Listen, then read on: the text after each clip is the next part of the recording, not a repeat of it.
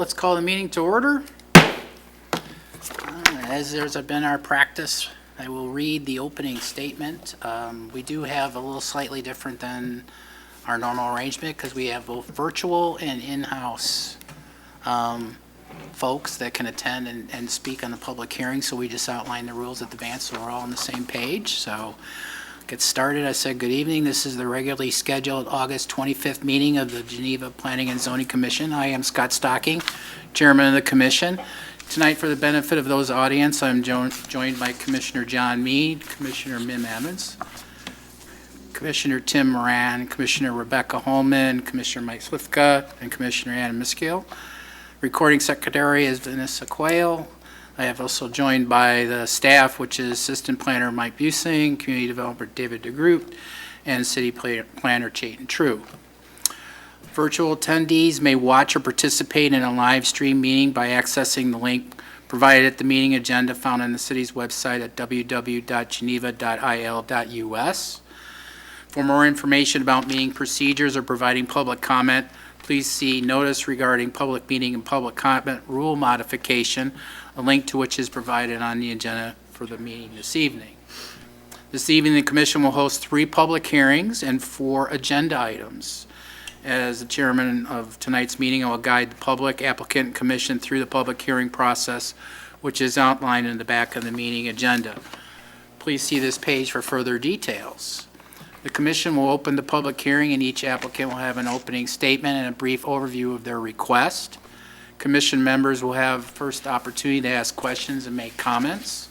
This will be followed by a public comment and testimony regarding each request.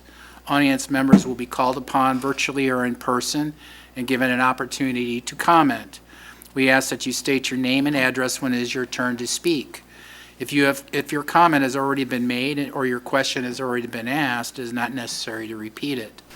Remind members from the public to refrain from veering off topic and direct comments that are relevant to the requests being considered.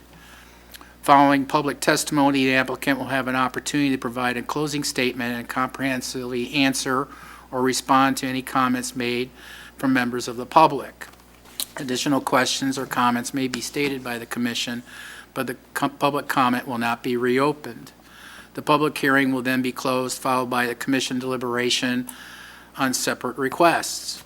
Any person speaking during the public hearing agree and understand that anything they say will be considered sworn testimony and affirm to tell the truth, the whole truth, and nothing but the truth. Commissioners, please state your name prior to speaking and prior to providing a roll call vote to better assist our record keepers. For example, Stocking, yea, nay, or abstain. Okay, so are there any questions? That's how we're going to proceed this evening. And hearing none, Vanessa, please call the roll. Evans. Here. Holloman. Holloman here. Madaskill. Madaskill here. Mead.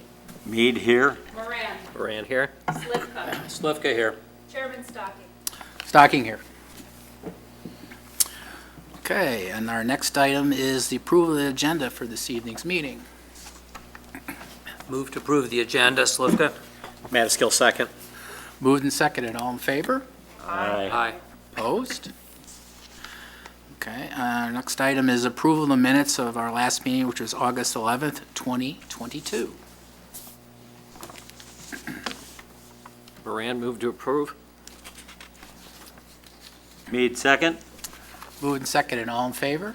Aye. Aye. Opposed? Okay. Okay, with that, we'll move on to our first public hearing item. It's item 5A. It's Kahanda. How's that how you pronounce it? Kana. Sorry. Dentistry request for a variation from section 11-64F-4 of the Geneva zoning ordinance to reduce the required street setback from 20 feet to 12.5 feet for a proposed commercial building. The location is generally located on the south side of East State Street between Harrison Street and Solomon Street.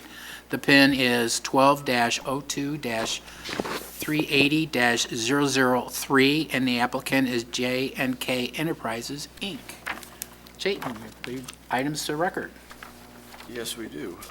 So the application for variation filed by Janke Enterprises dated May 10th, 2022 includes the following items: project narrative, response to variation standards, legal description, architectural site plan, aerial site plan, plat of survey, ownership authorization, list of property owners within 500 feet of the subject property, affidavit attesting to the accuracy of the list of property owners within 500 feet of the subject property.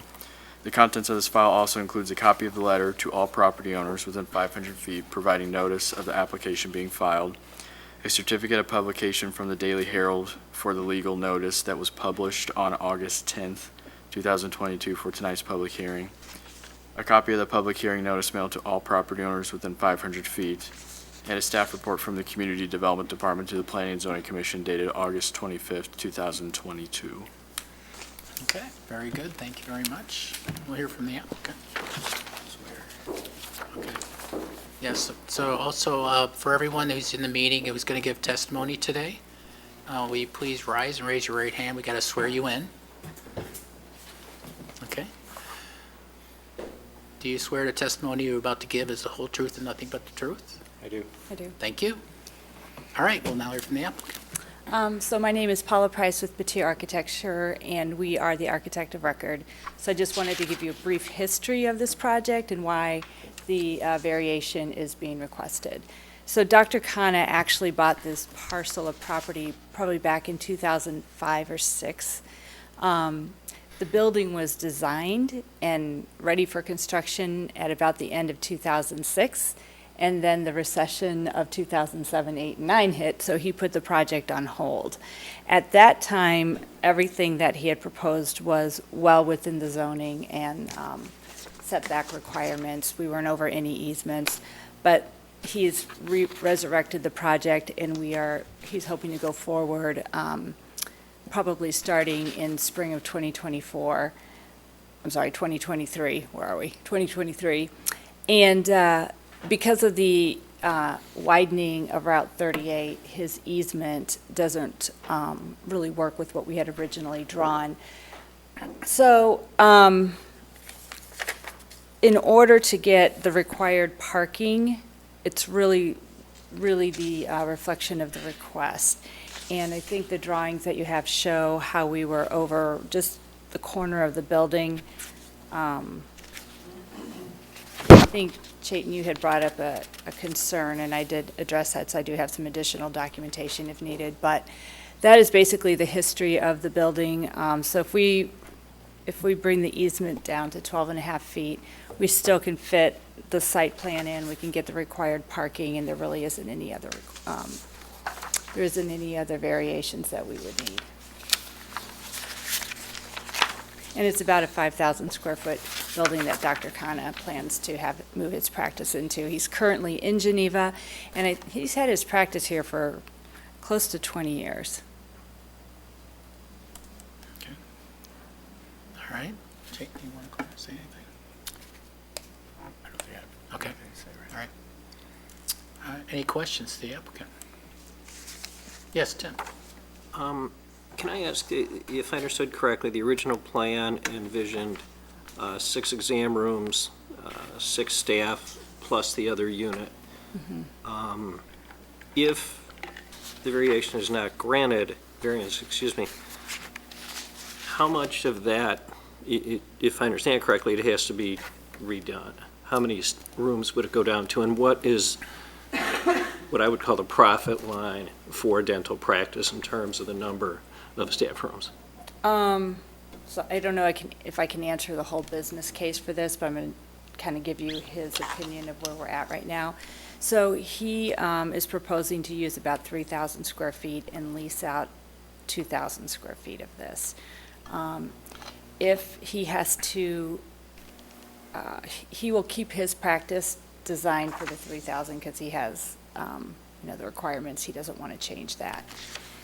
Obviously, the tenant space that he plans to lease out to help this be more affordable to him would be compromised at that point in time. Can I tell you, we would lose probably about 500 to 700 square feet of it. So we would be down to about 1,500 to maybe 1,250 for lease.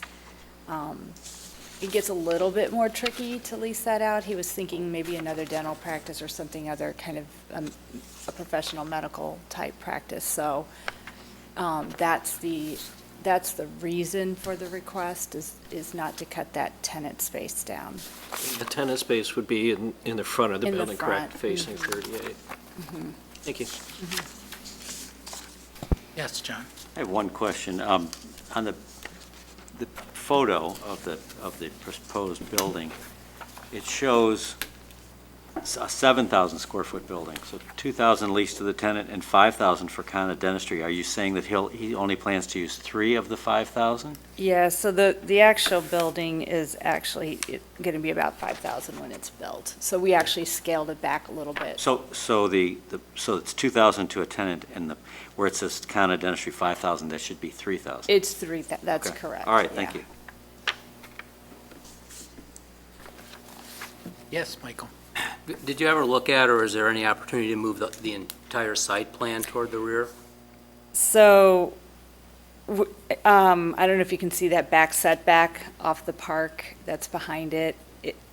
Because of the parking, trust me, we have been all over it with this site plan. This pretty much is the only way that we can lay it out to get the parking to work.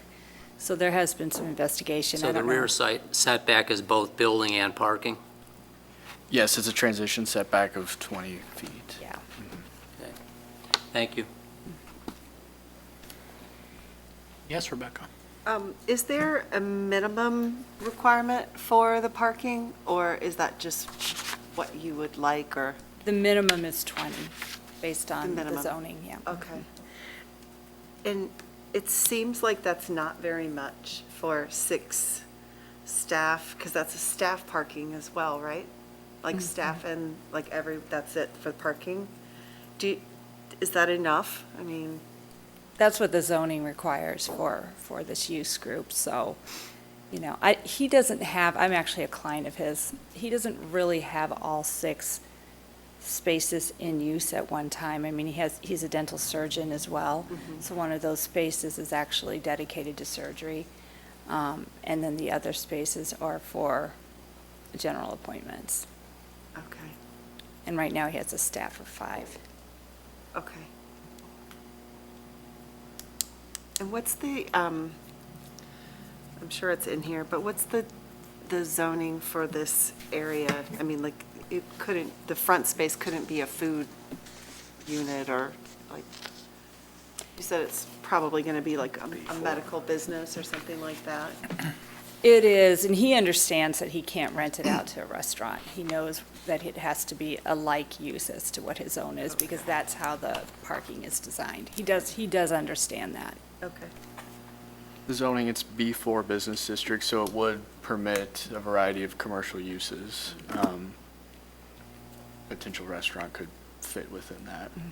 But it just depends on what Yeah. But the parking owner. requirement changes, Exactly. so it won't work. And it's all going in and out of the same, I mean, I just see one entrance, right? It's just a wider entrance. Yeah, it's a pretty narrow site. I mean, it's pretty narrow for there. Yeah. Yes, ma'am? Would an alternative be to ask for relief on the parking and reduce the parking, and then be able to slide the building back a little bit?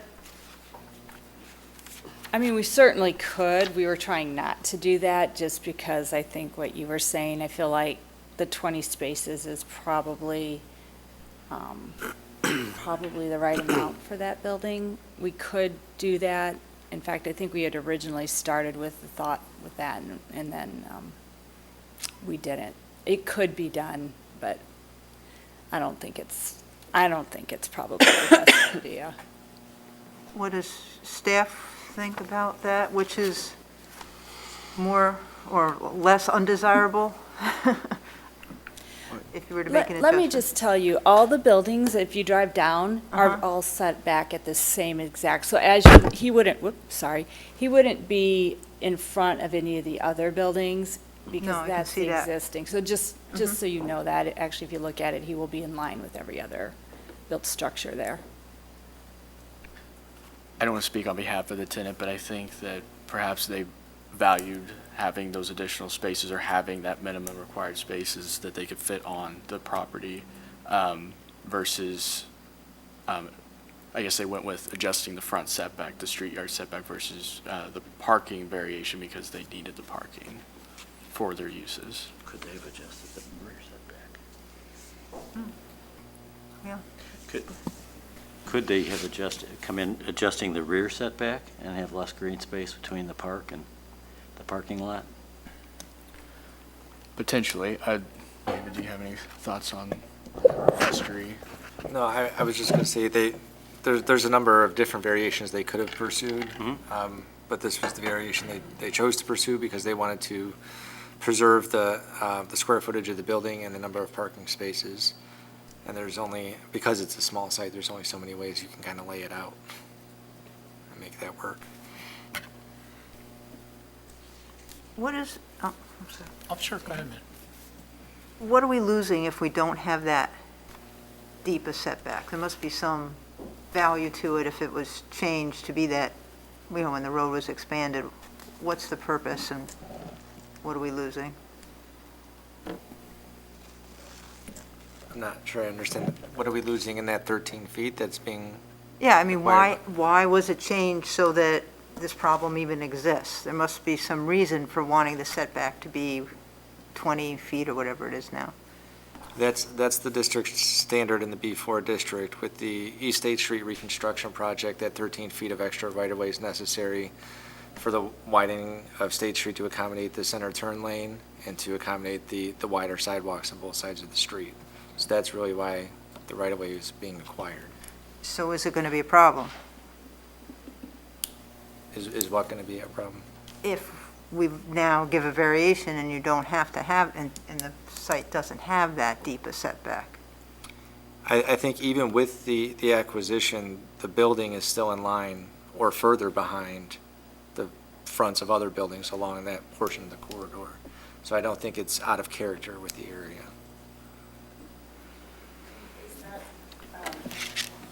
Then would that disrupt, like signage for the front? Is there a plan for like a monument sign or how? I would assume you want something. Yeah, I mean, the sign that we had designed is pretty, it's, you know, it's a ranch, it's a one-story commercial building. The sign is sort of in line with that, so it's not a big, tall, it's more of a dental, like, smaller sign, roadside sign. It wasn't, I'm trying to remember the dimensions of it. It's probably around maybe 8 feet by maybe 6 feet high, something like that. And built out, and I'm not saying this, the actual wording, but that's the whole design of it. I mean, for us, it doesn't really change a whole lot. The sidewalk still fits, there's still ample room there. It's in line with everybody else around it, so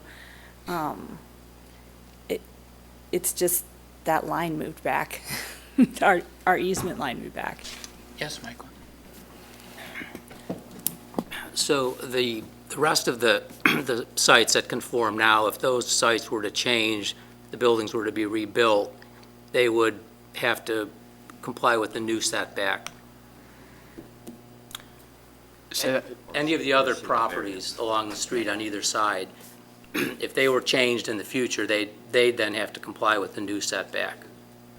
Yes, with that additional right-of-way taken from IDOT, they would then need to provide a 20-foot street setback, or they could potentially come before the Planning and Zoning Commission for a variation. So, again, with each case being unique, but still, I wonder if there's value in taking the variance, leaving the site as it is and taking the variance out of the rear 20 feet, especially since it backs up to a green space. I believe in that case, we would need to reschedule like a new Right, public yeah, hearing to that consider couldn't be considered tonight. I mean, you could make a recommendation on the requested variation, and they would have to reapply with a application for a rear yard setback. And I just want to be clear that not every property along State Street is losing 13 feet of frontage. This is one of the larger takings in the corridor. most of a lot of properties don't have any takings or very minimal, a foot, foot and a half. So it's not like every property along the corridor is losing that 13 feet and being pushed back. And as shown on the site plan, there's about half of the building does comply with the 20-foot setback. It's only that because of the angle Corner of the building, yeah. portion of it is clipped. So there's still plenty of room for freestanding signs So and just due to the landscaping. geometry of the road, it took a significant taking to, for the expansion, just because of where they were along the roadway. That, I did want to point that out too. It's, the whole building isn't over that easement. It's really just the corner, which would be on the, like the south or the northwest side it's just clipped a little bit over the setback because of the square of that building. And was there a reason that, or maybe you did go through this with the back setback, or the rear setback, sorry. Was there a reason that didn't? I mean, it was like front or back, and we chose the front. There wasn't a ton over the setback up there, and, I can't tell you why we did it that way, but that's how we did it. We kind of thought that maybe since that's the one that's moving versus the one that's been in place for a while, maybe that would be the easier route, so. Okay, thank you. But certainly, if we wanted to try to move that back setback, we could also look at that. Yes, John? Back to Mr. DeGroot. So David, they're losing a chunk of land from the expansion in front of the prospective tenant. How much is losing adjacent? Because it looks like they're right up against the road as it is.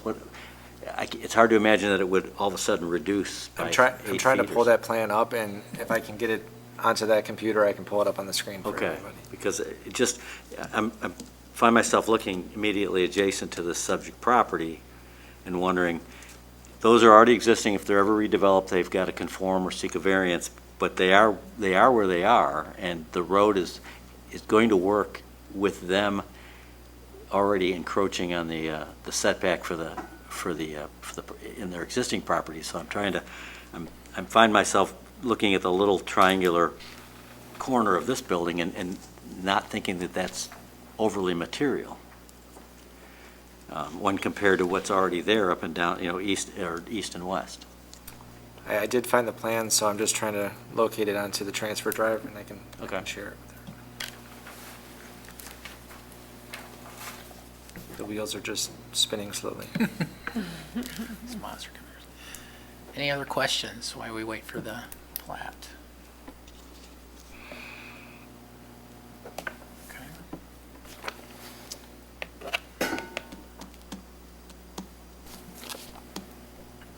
This is her property line, right?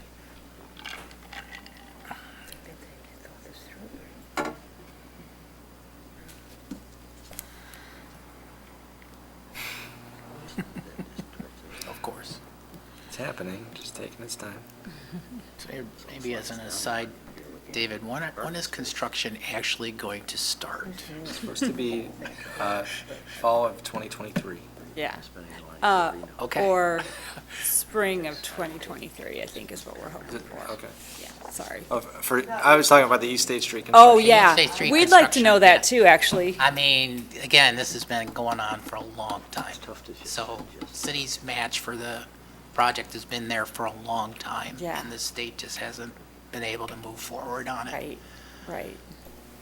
And the road is really deteriorating quickly. It's starting to get I mean, that is a hazardous. concern for him too, is he gets this building up and then that all gets torn apart and Yeah, driveway and all that. yeah, I mean, suppose everybody's that's gonna be on the that, but state. again, the road is in a situation where something needs to get soon. I agree. I would too. Yes, go ahead, Rebecca. Question, what park is that behind, is it a Park Sand District Home. Park? Sand Park. Oh, okay, I'm not familiar with that park, okay. It's very attractive. Yeah, nice park. It's owned by the Park District? Yeah. It's heavily used. Nice park. trying another method. Apparently, there's a licensing issue with this machine.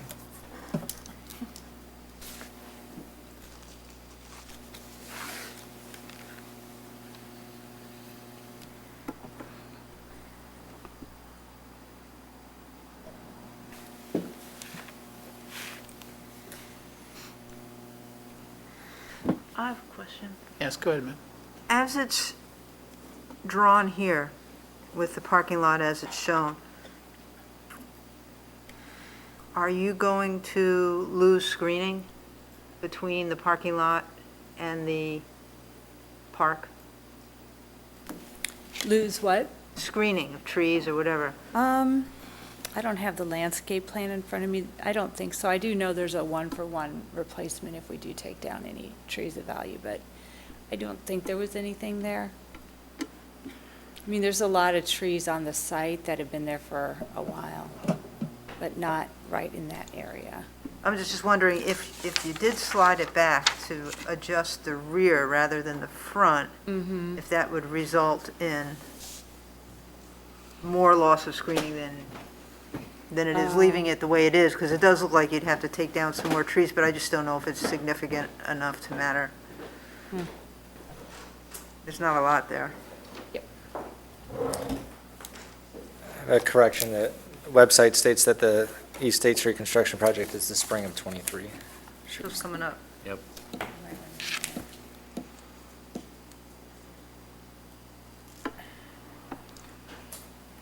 What's our typical width of a parking space? 9 feet? Yes, sir. It's 9 feet wide Okay, so if. by 18 and a half And feet and deep. they would need, to comply and seek a rear yard setback, they would need to go 7.5 feet back. But if they went 9 feet back, they arguably could build the same building, be closer to the park, but gain one more parking space. Which is attractive, but that being said, I'm not overly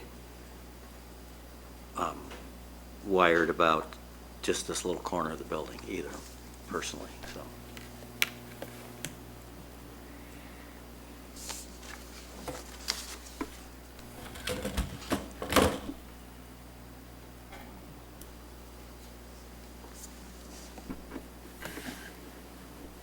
So this area circled in red, this is kind of that 13-foot stretch.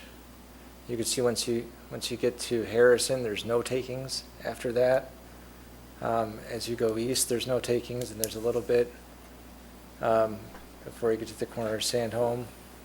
So the takings are kind of sporadic throughout the corridor. So it's not a 13-foot shift of the entire Okay.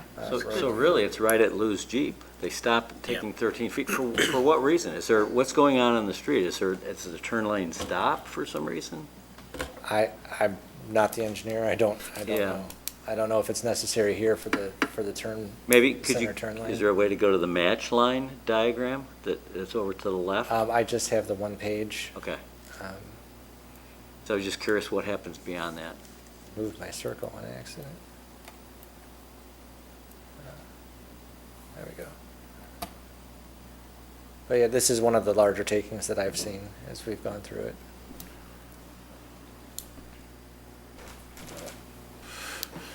So it's interesting because what happens at Harrison, they have to match the curb at some point in front of Lou's. I parked in front of Lou's today to walk the site, and, you're getting brushed by cars almost. You're so close to the road, frankly, so. Right.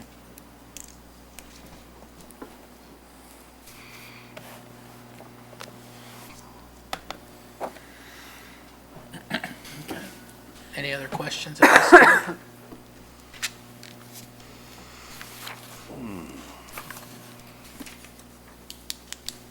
Yes, Michael? No, I was just thinking, but this is a helpful diagram, I think, showing the difference of how the right-of-way changes and that it is not consistent along the entire edge, so thanks for that.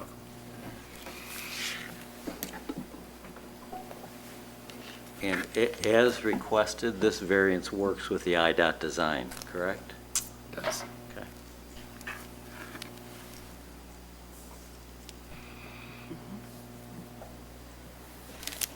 Anything else? All right, thank you. All right, so anybody here wishes to speak on this matter? Present in City Hall? No? Chayton, do we have anybody online? Yeah, we do have a couple people online. if you Okay, want so to- if anyone wants to speak on this matter, please use the raise hand function on your application so you can be recognized to address the commission.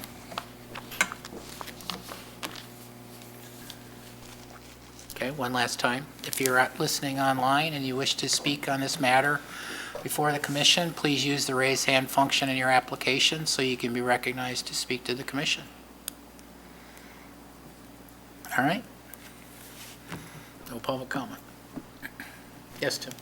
Mr. Chairman, I'd make a motion to close the public hearing. Second, Evans? Moved and seconded. Vanessa, please call the roll. Evans. Evans, aye. Holloman. Holloman, aye. Madaskil. Madaskil, aye. Mead. Mead, aye. Moran. Moran, aye. Slivka. Slivka, aye. Chairman Stocking. Stocking eye.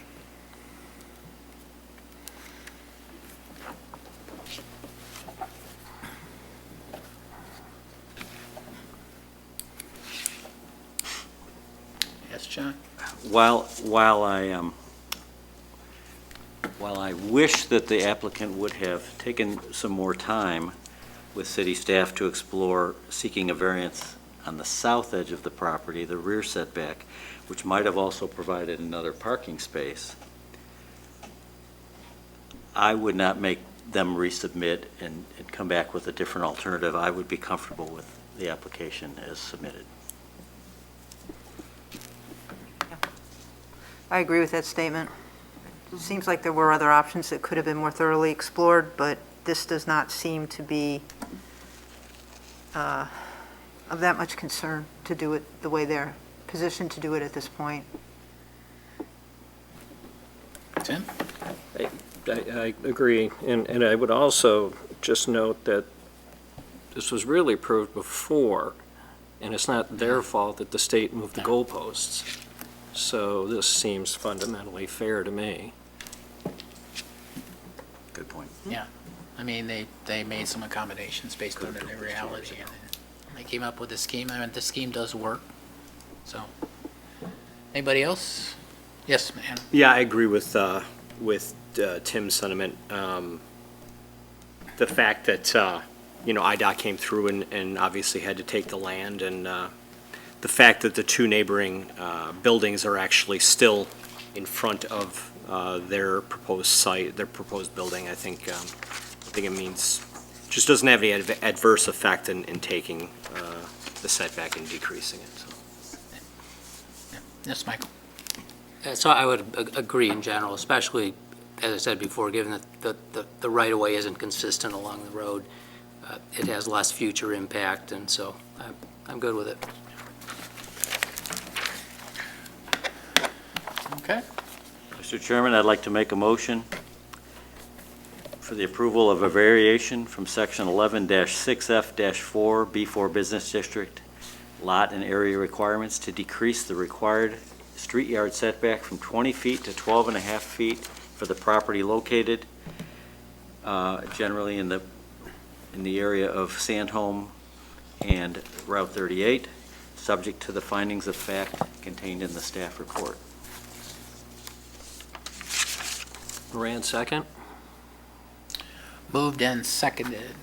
Vanessa, please call the roll. Evans. Evans, aye. Holloman. Holloman, aye. Madaskil. Madaskil, aye. Mead. Mead, aye. Moran. Moran, aye. Slivka. Slivka, aye. Stocking eye. Okay. So the Planning and Zoning Commission's recommendation will go to City Council on Tuesday, September 6th at 7 PM here in the City Council chambers. All right, thank you very much. Appreciate your presentation. Okay, so we will go on to the next item on our agenda, and there's two items. It's 5B and 5C. We will take them at the same time because they're both related, but we will, vote and execute on both of them at different times. So The 5B is sign variation and text amendment, request to amend section 11-14-5AC3 of the Geneva zoning ordinance to allow variations considering 2 additional signs beyond the maximum allowed signs upon a zoning lot. And the location is in the city of Geneva, and the applicant is Bob Brines, I believe it is? Burns, I'm sorry, I'm terrible with names. And Batavia Avenue Properties LLC, so that's 5B. And then 5C, which is related to this request, if it passes.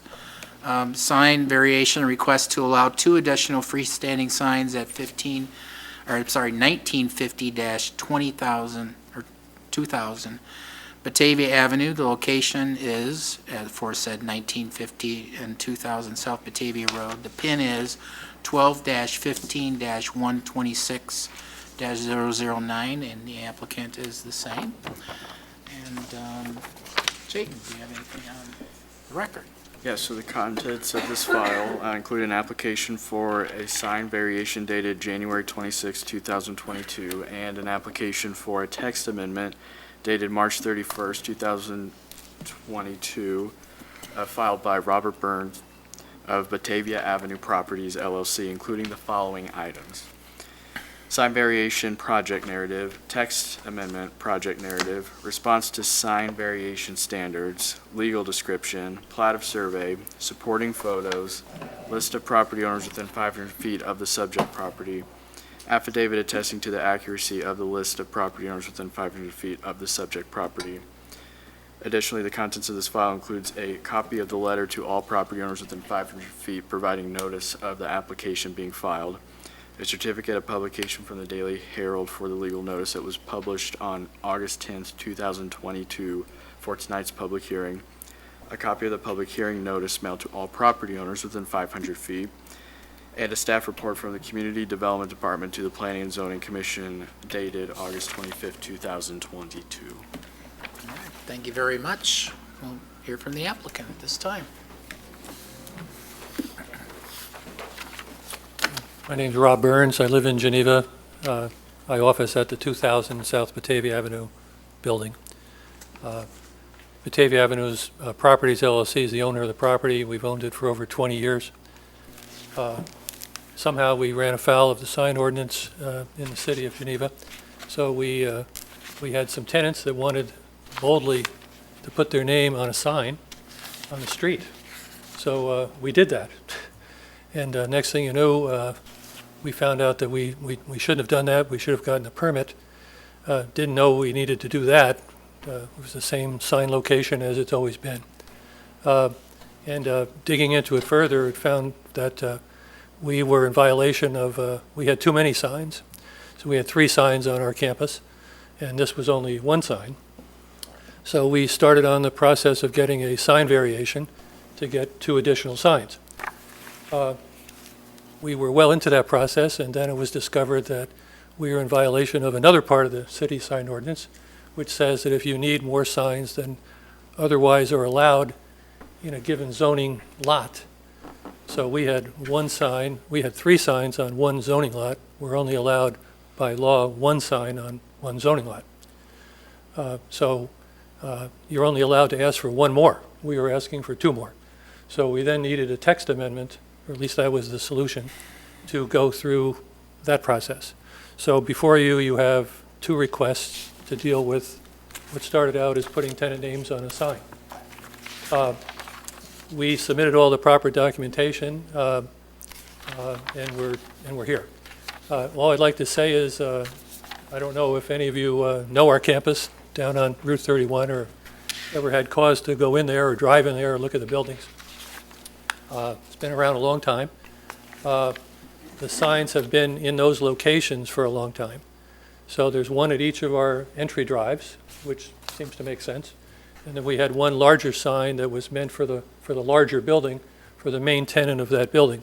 At the time we bought the property, many of you have been in Geneva long enough would know it was owned by Waste Management. So there was a sign there that said WMX Engineering. So that sign has been replaced by Richardson RFPD, who's taken over that spot. We have a 19-acre total campus. The area we're talking about in Geneva is 12 or 13 acres. We have, the entire campus is on one lot, it's owned I-1. And so we think we need those signs, we're quite sure we do. They make a lot of sense, they make it easy for people to know where we are, where the tenants are, if they're looking for 1950 or 2000 as they're coming up or down 31, it's nice to know where to turn in. You wouldn't want to be, as we all know, hesitating too much along there. It'd be nice to know where you're going and get off Route 31.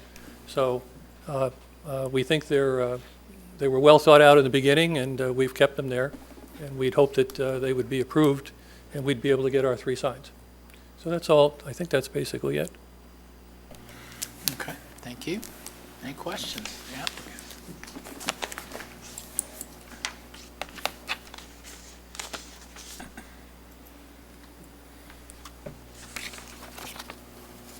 John? I can appreciate the fact that it's a single zoning lot. You've got, I drove the site today. It's a large site, it's a deep site, it's a broad site along Route 31. It's well maintained, by the way. I was impressed with the general maintenance of the site. Thank you. What also impressed me was that there's no shortage of signs for Richardson. They're on the building.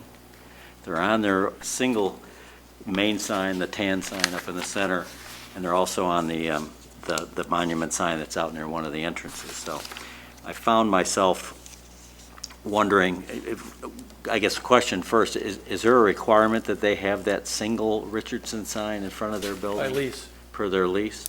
So that causes a problem with the lease if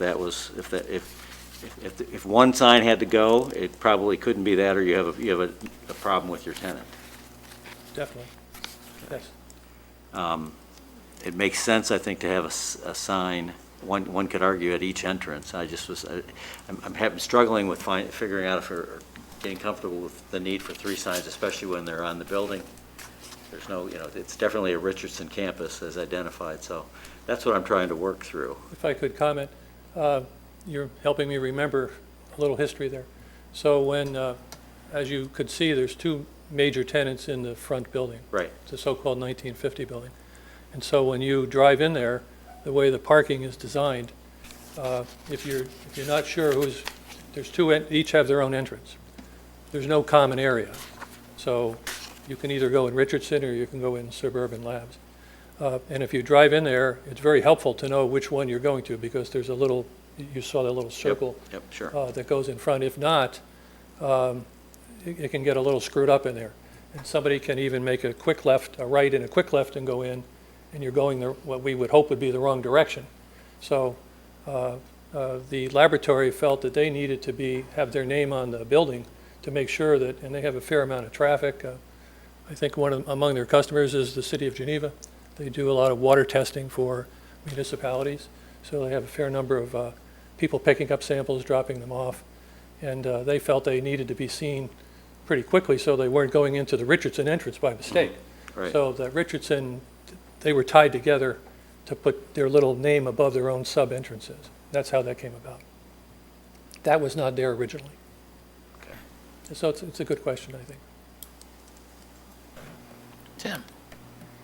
My concern is really with request number 1, and I guess it's similar to our discussion with regard to the proposed cell tower over at Oscar Swan, where there were 2 requests. One was a special use and one was a variance, and this was in an area where there were not allowed any special uses, so that would be breaking new ground, and that's the concern I have here, is the text amendment. That opens the door to potentially a drastic change in the number of signs in this town. Now, I understand that even if the text amendment is granted, it would still take a variance to get you to 3 signs.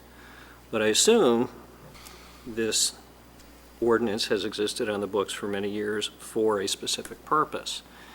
And I'm simply not convinced that there's a community-wide argument to be made to open up this ordinance to allow variances by any property who thinks it needs another sign.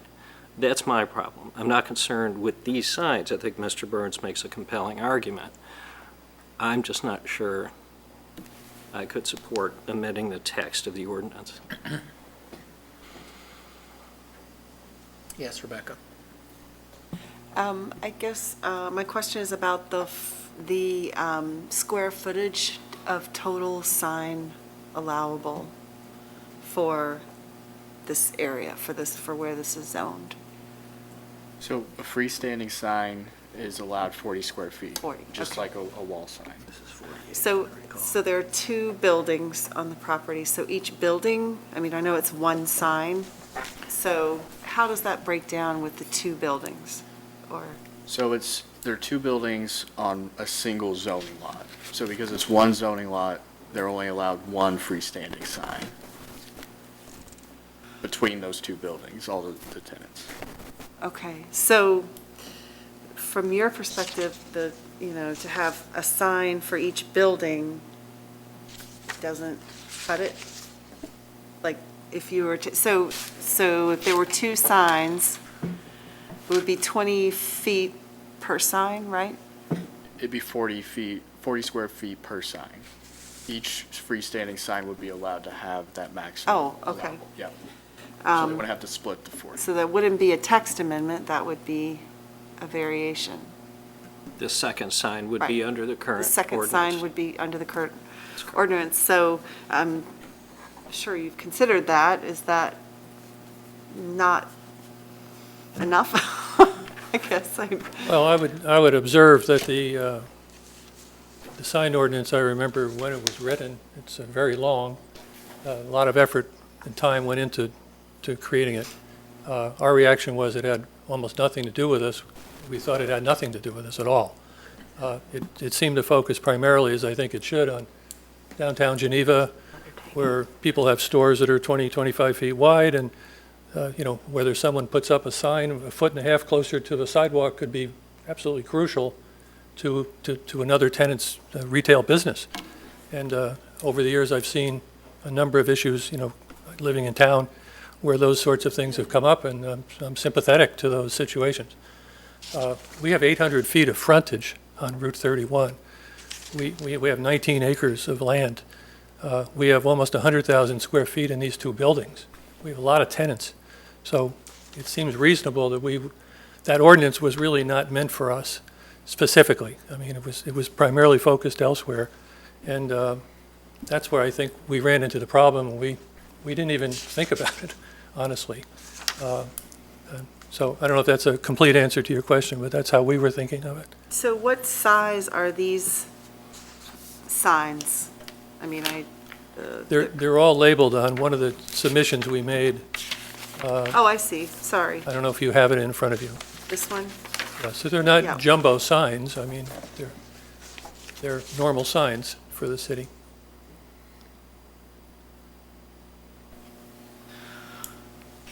John, can you do the math? Sure, I already have. The northeast sign is roughly 17 square feet. The southeast sign, which is the southernmost entrance, is roughly 32 feet. And the Richardson-only sign is approximately 45 square feet. So it by itself already exceeds the allowable square footage of a freestanding sign. Right, okay, And that sign, number So- 2, is existing non-conforming. okay. It's quite a bit larger. Yes, sir. Just a quick question, would there be an opportunity to subdivide it into two zoning lots?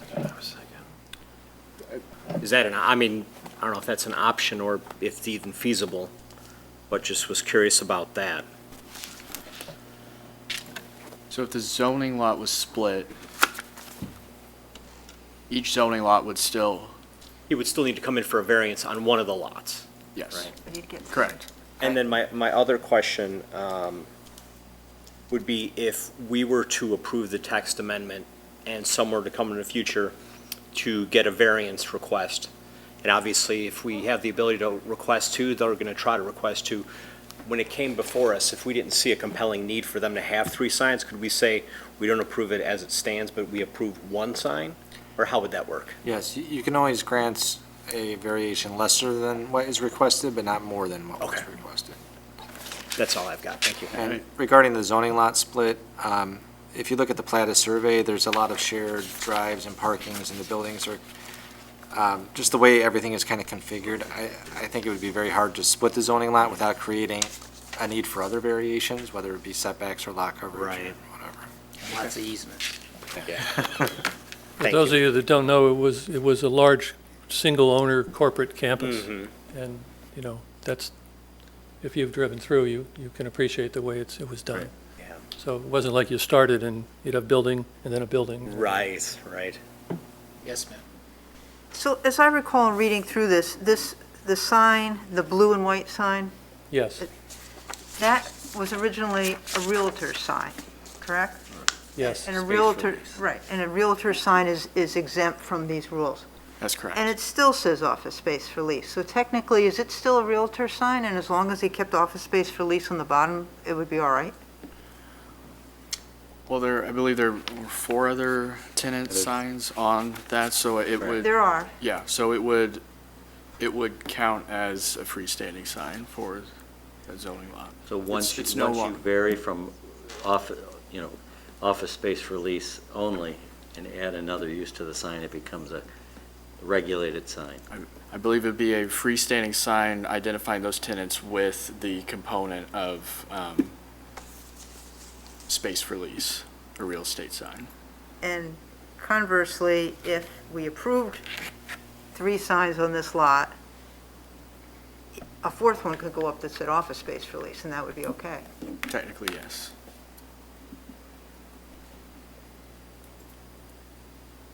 I'm sympathetic to the size of the lot. It makes sense to me that a very big lot like this might need more signage and the multiple entrances and all of that. It's a big facility out there. Quite different than your illustration about a small, city lot that was 25 feet wide. I don't understand why there needs to be, I understand why you want 3, but it seems like a redesign would make 2 workable. It's just unfortunate that the Richardson sign is part of your lease, and that's the one that is big and difficult to deal with. Is Not the Richardson multi-tenant. sign, that specific sign part of the lease, or is it the right to have a sign? No, that sign is part of the lease, and I don't know if you know this, David, but I was looking through a file today, and that Richardson sign is an approved sign via permit when they moved in, approved by the city. I'd forgotten that. I didn't get that permit. Richardson got their own permit, so I just happened to be grabbing the file tonight. So it was, they went out and got an outside sign company and so forth. They wanted it. So the variance over 40 square feet has already been approved, according to your records. Yes. Yes, Michael. Excuse me, is it a question, if this were a corner property with 2 frontages, would it get more than 1 sign? No. It would be eligible for 2 wall signs. Wall signs are But allowed, not ground signs? no. Well, anyway, given the size of the property and the way it works, the distance from the entrances, I think 2 signs makes sense to me, 1 at each entrance. I understand the problem with the Richardson sign. Is there, the sign furthest north, which isn't very large, is there any way that could be redone and considered a directional sign or something like that, and not a ground sign? So in the event that the Planning and Zoning Commission grants these variations, the landowner could come back and redesign each of those signs and have 3 of them. And I think that's one point that we touched on in the staff report, is that if it's 3 or 2, the property owner could take all those signs down and put new ones up that might be more fitting for the property. But yes, that sign could be a directional sign. To my knowledge, I think directional signs are only allowed to be, I think is it 6 square feet? I think it's 3 square feet. I mean, directional signs are really kind of just entrance signs or parking this way. Yeah. An arrow, Yeah. basically. Right, but, you know, it might be enough to have one tenant, you know, because part of it is, you know, you have one tenant, there's limited signage, but yet you have one tenant taking up, you know, 2 of the signs, so.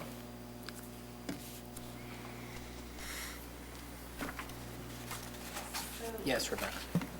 The one sign is the 45 feet, or 45 square feet, and then if there was a second sign, is it still that the total could not exceed 80, so the other one would have to be 35 square feet? If they kept that sign. If they kept, The This sign one. number 2, yep. yep, and so then the second sign, not to exceed 80 square feet total. So because sign number 2 is non-conforming, it could remain at that 45 feet if it stayed, if it wasn't replaced. A new sign could not exceed 40 feet. It would have to, that would be the maximum. So the maximum total would be then 85 square feet for signage. Yes. So between these 2 signs, the office space for lease and then the smaller one here, that's at the north end, could that be put into one larger sign that has like tiles or, you know, something that accommodates the other businesses? I think if you drove in our campus and tried to find your way around, you would appreciate having signs at each location with the tenant names at the location. You can get lost in there. People do, so which means they go in the wrong building. Is Richardson here? You know, you would have thought they would have seen their name. Well, maybe they came from the south. They didn't see that. They had the wrong directions. They're looking at Google and it's not precise enough. So when you have a larger campus, stuff happens. You have deliveries, you know, trucks dropping things off, people with samples coming to the wrong place. Do I want them coming in my 5-story building when there's no laboratory in there? Probably not, and nor do the tenants. So I think there's, you know, really, if you went down and looked, I think you'd see there's really good reasons to have tenant names, you know, at each drive. Most importantly, you know, if you didn't even have the tenant name, because not all tenants have their name on the sign. They didn't want them. I went 20 years and didn't have any tenants wanted their name on the sign in my 5-story building. It's almost impossible to believe.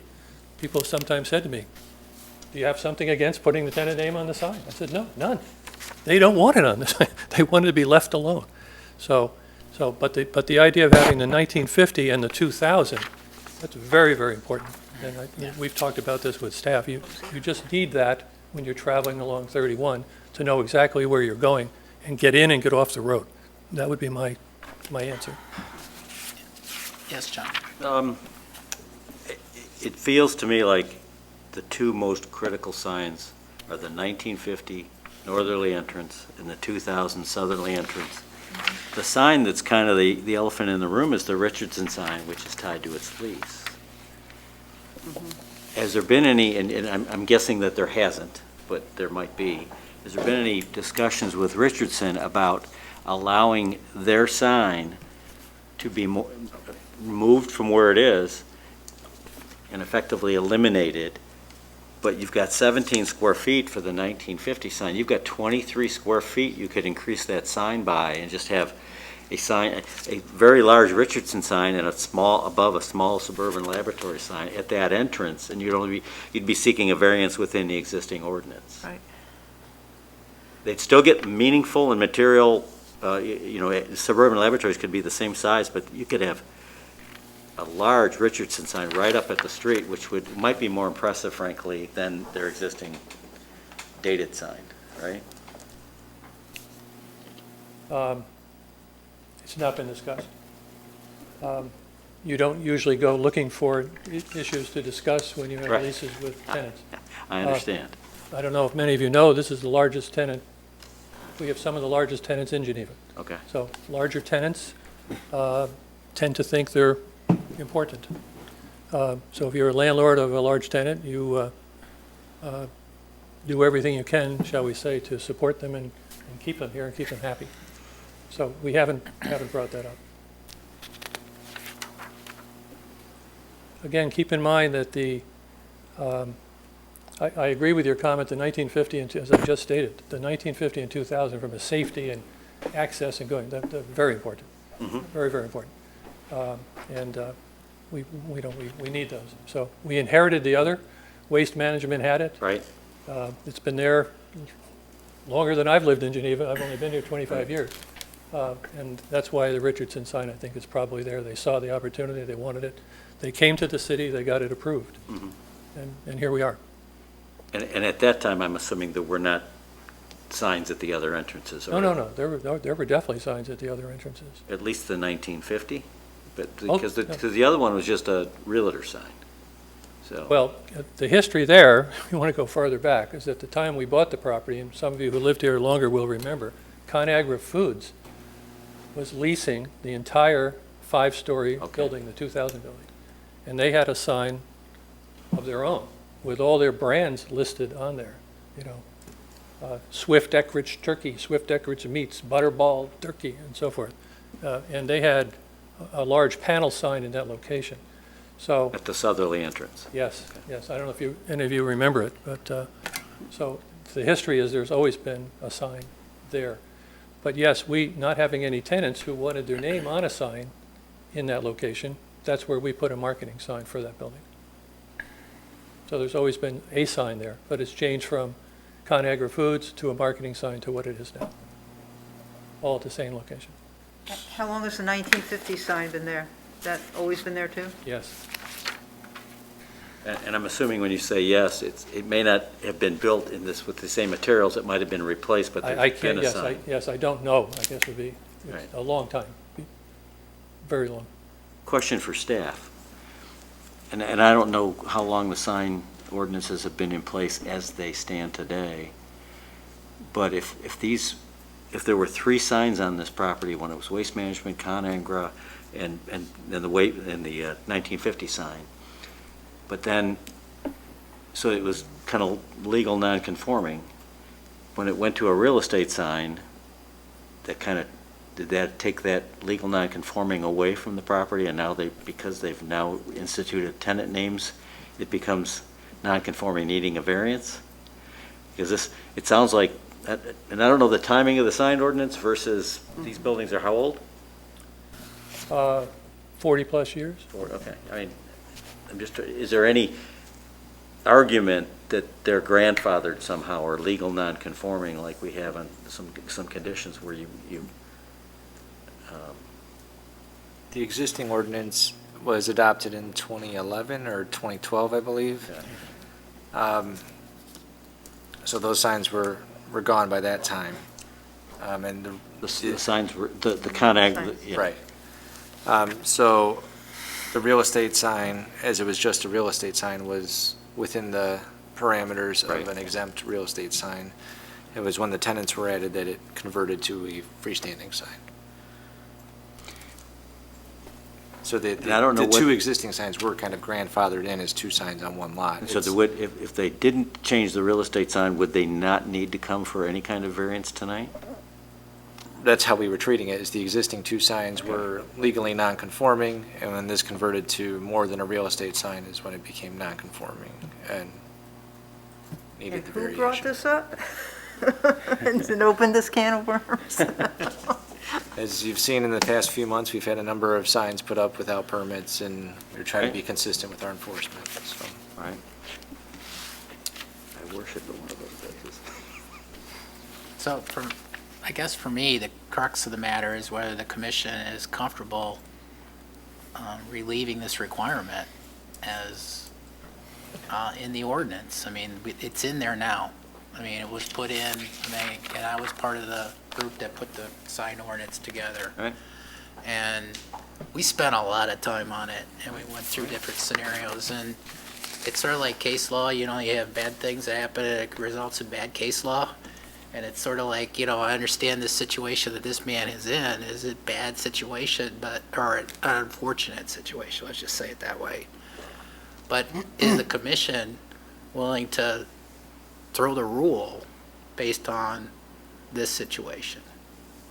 So. Yeah. Change it citywide. That's the It's a problem. You don't want citywide. to change it Yeah, citywide. once we open that up, then it's like, and believe me, I think one of the reasons why we put it in there was to send the message that, you know, we're restricting variations from this ordinance. And one of the key things about sign enforcement in a zoning ordinance is you're constantly under the gun, because everybody wants to get something out of it. So I think it was legitimately put in there to send the messages like, we're serious. You can get a variance, but, you know, it's limited. Right. Otherwise, it's off the table. You're not coming in and asking for 4 freestanding signs and a big strip mall. That's not going to fly.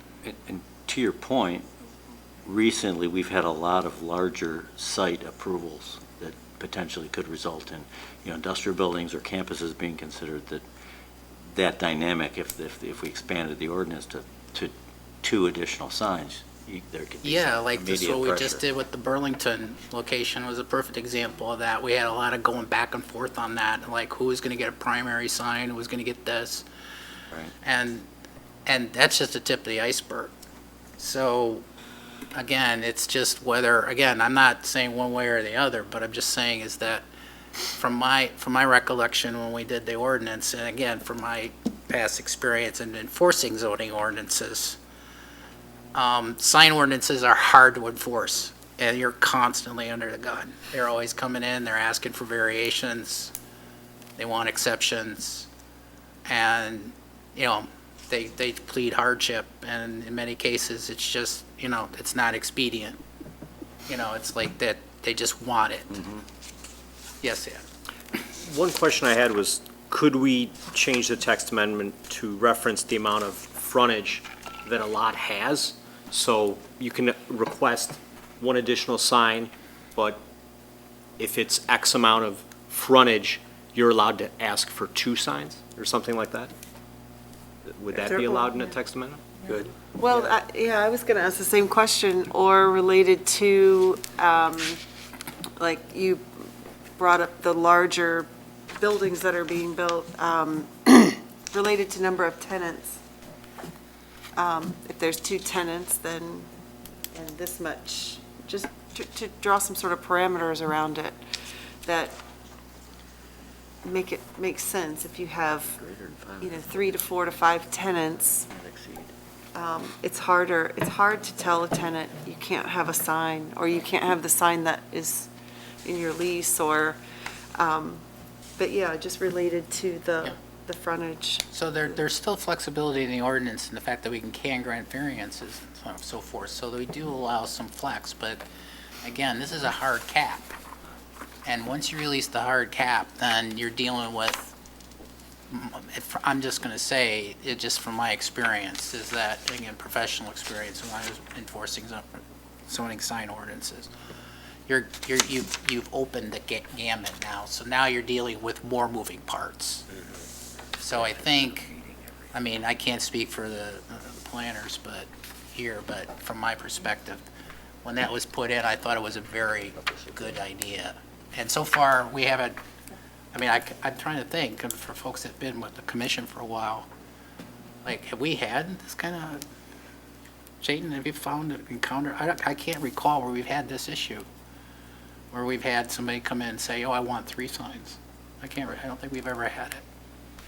I would agree. I mean, other than through a PUD request. Yeah, you know, yeah, those kinds of things. We make this a PUD?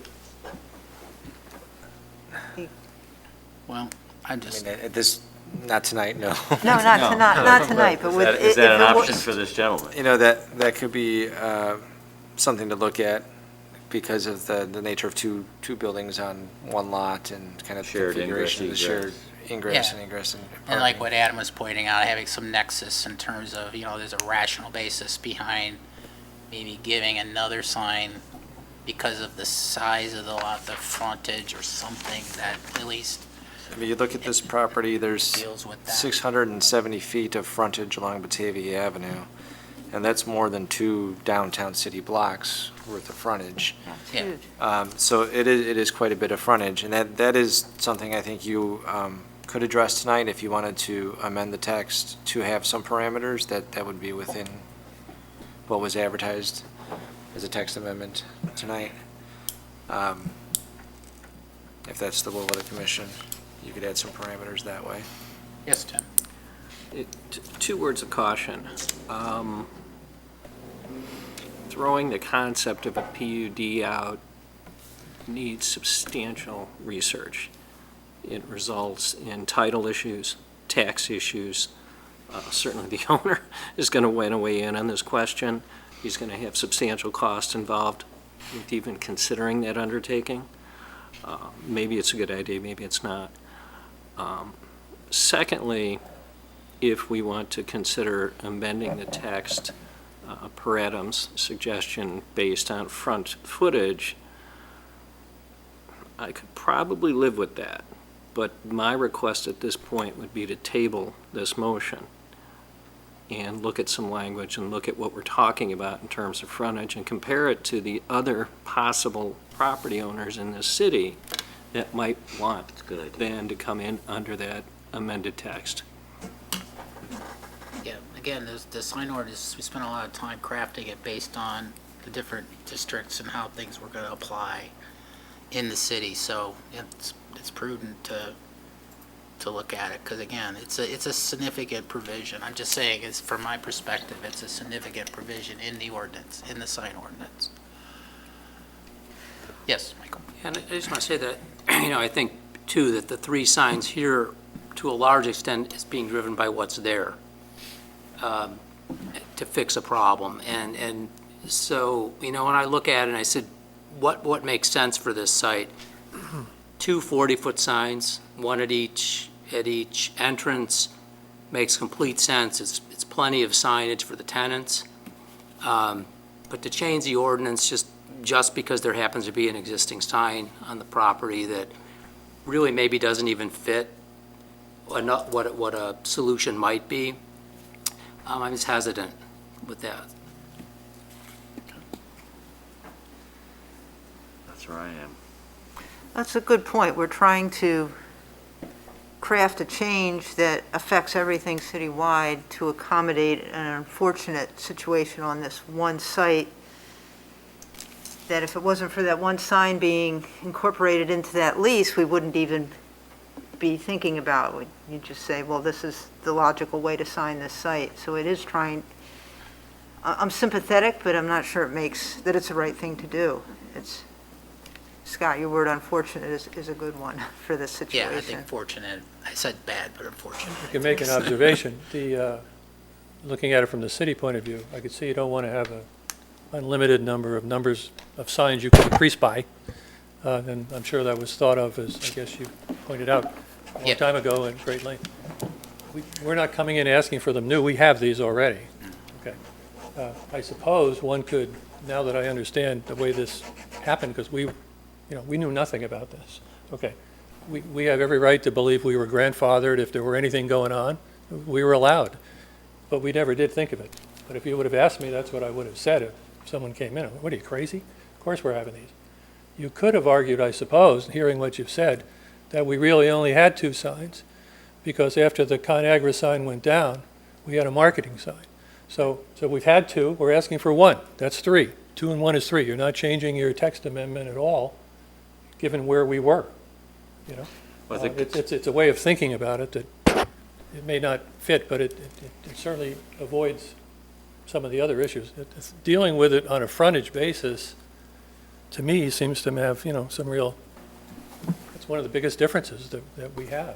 And unfortunately or not, there aren't that many locations in Geneva that have that type of situation. We're a good place. We have tenants that come in, spend money in Geneva.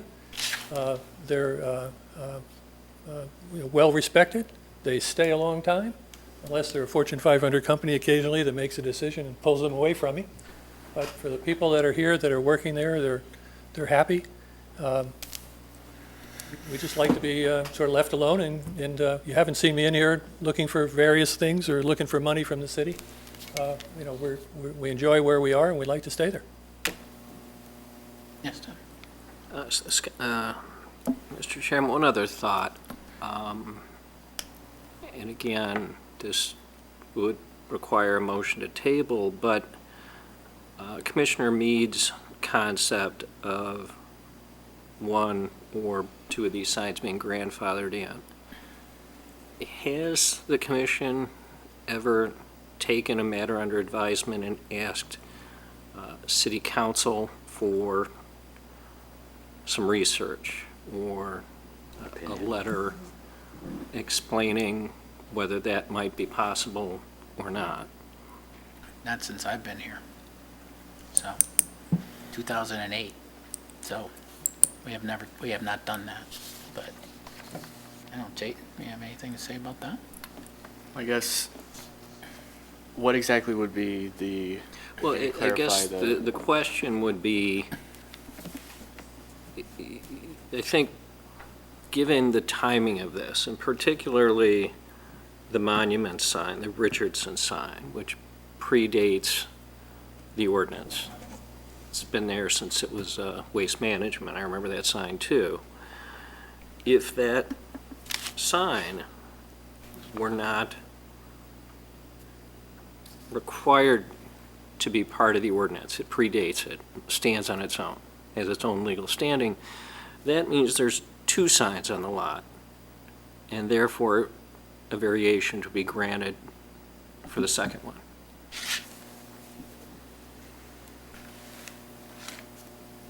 And I'm not proposing this, nor am I suggesting the city get into the business of seeking legal letters of recommendation and spending money.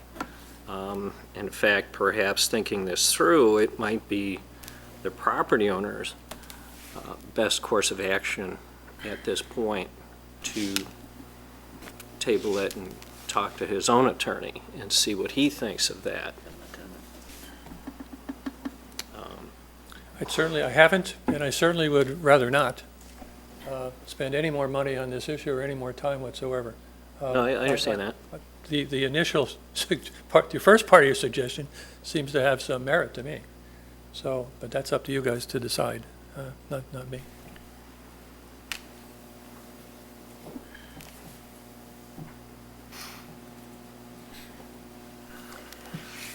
I think it's worth investigating whether or not there is a way to make this work for the applicant.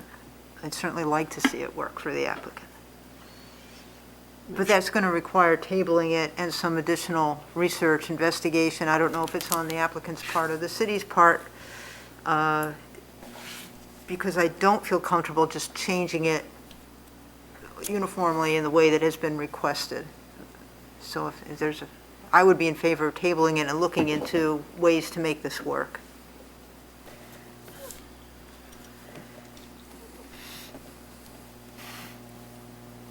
If that's the will of the commission, we would need a motion with a little more direction on.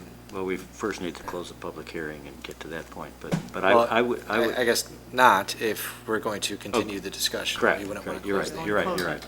Point made.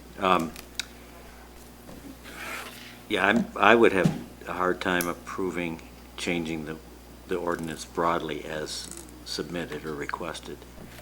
And I guess when you say exploring how to make this work for the applicant, I'm all for that, and whether that's adding something in there with respect to frontage, or figuring out, is there a way that this is existing condition, which is not troublesome to me, having three signs there, can somehow be crafted or interpreted to fall within the existing ordinance. I'd be in favor of seeing some efforts put forth on that to bring it back 2 weeks or 4 weeks or whatever it is, but. Well, you can look at it as this is one case study, and there's a number of other case studies that probably need to be done. Right.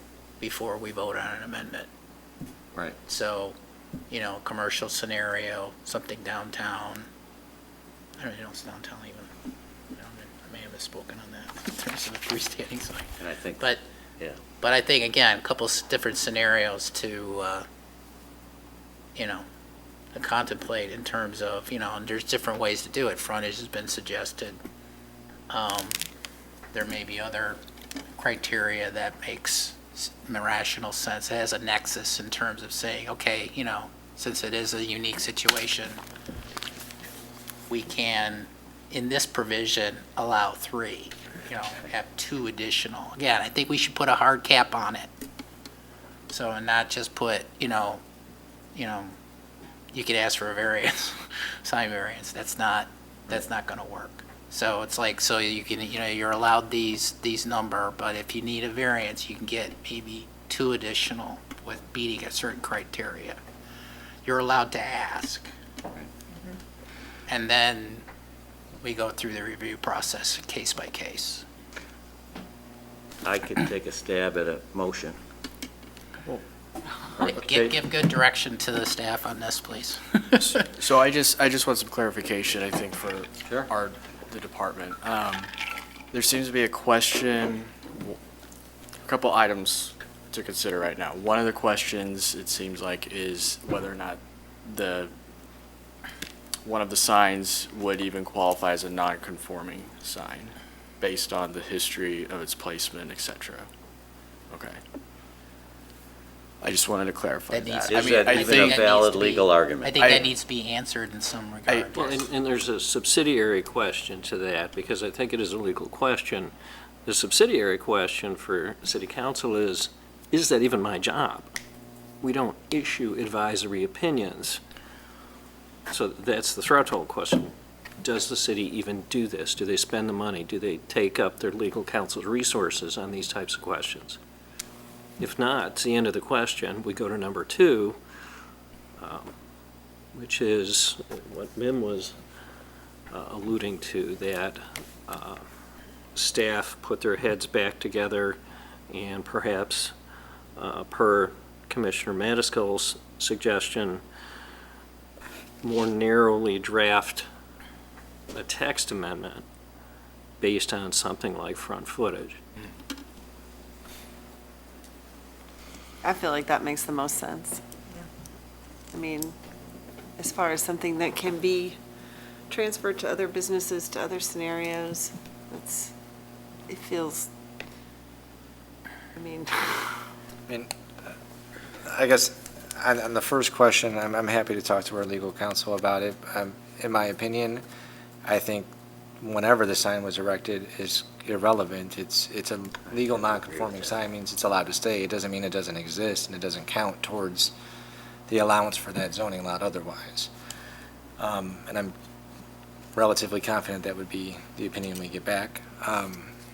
But I'm happy to have that conversation and report back to the commission, and we're also happy to explore other developments in town and frontages and see where we may have allowed additional signs beyond the 2 that are allowed through the variation process, and report back to the commission with those parameters.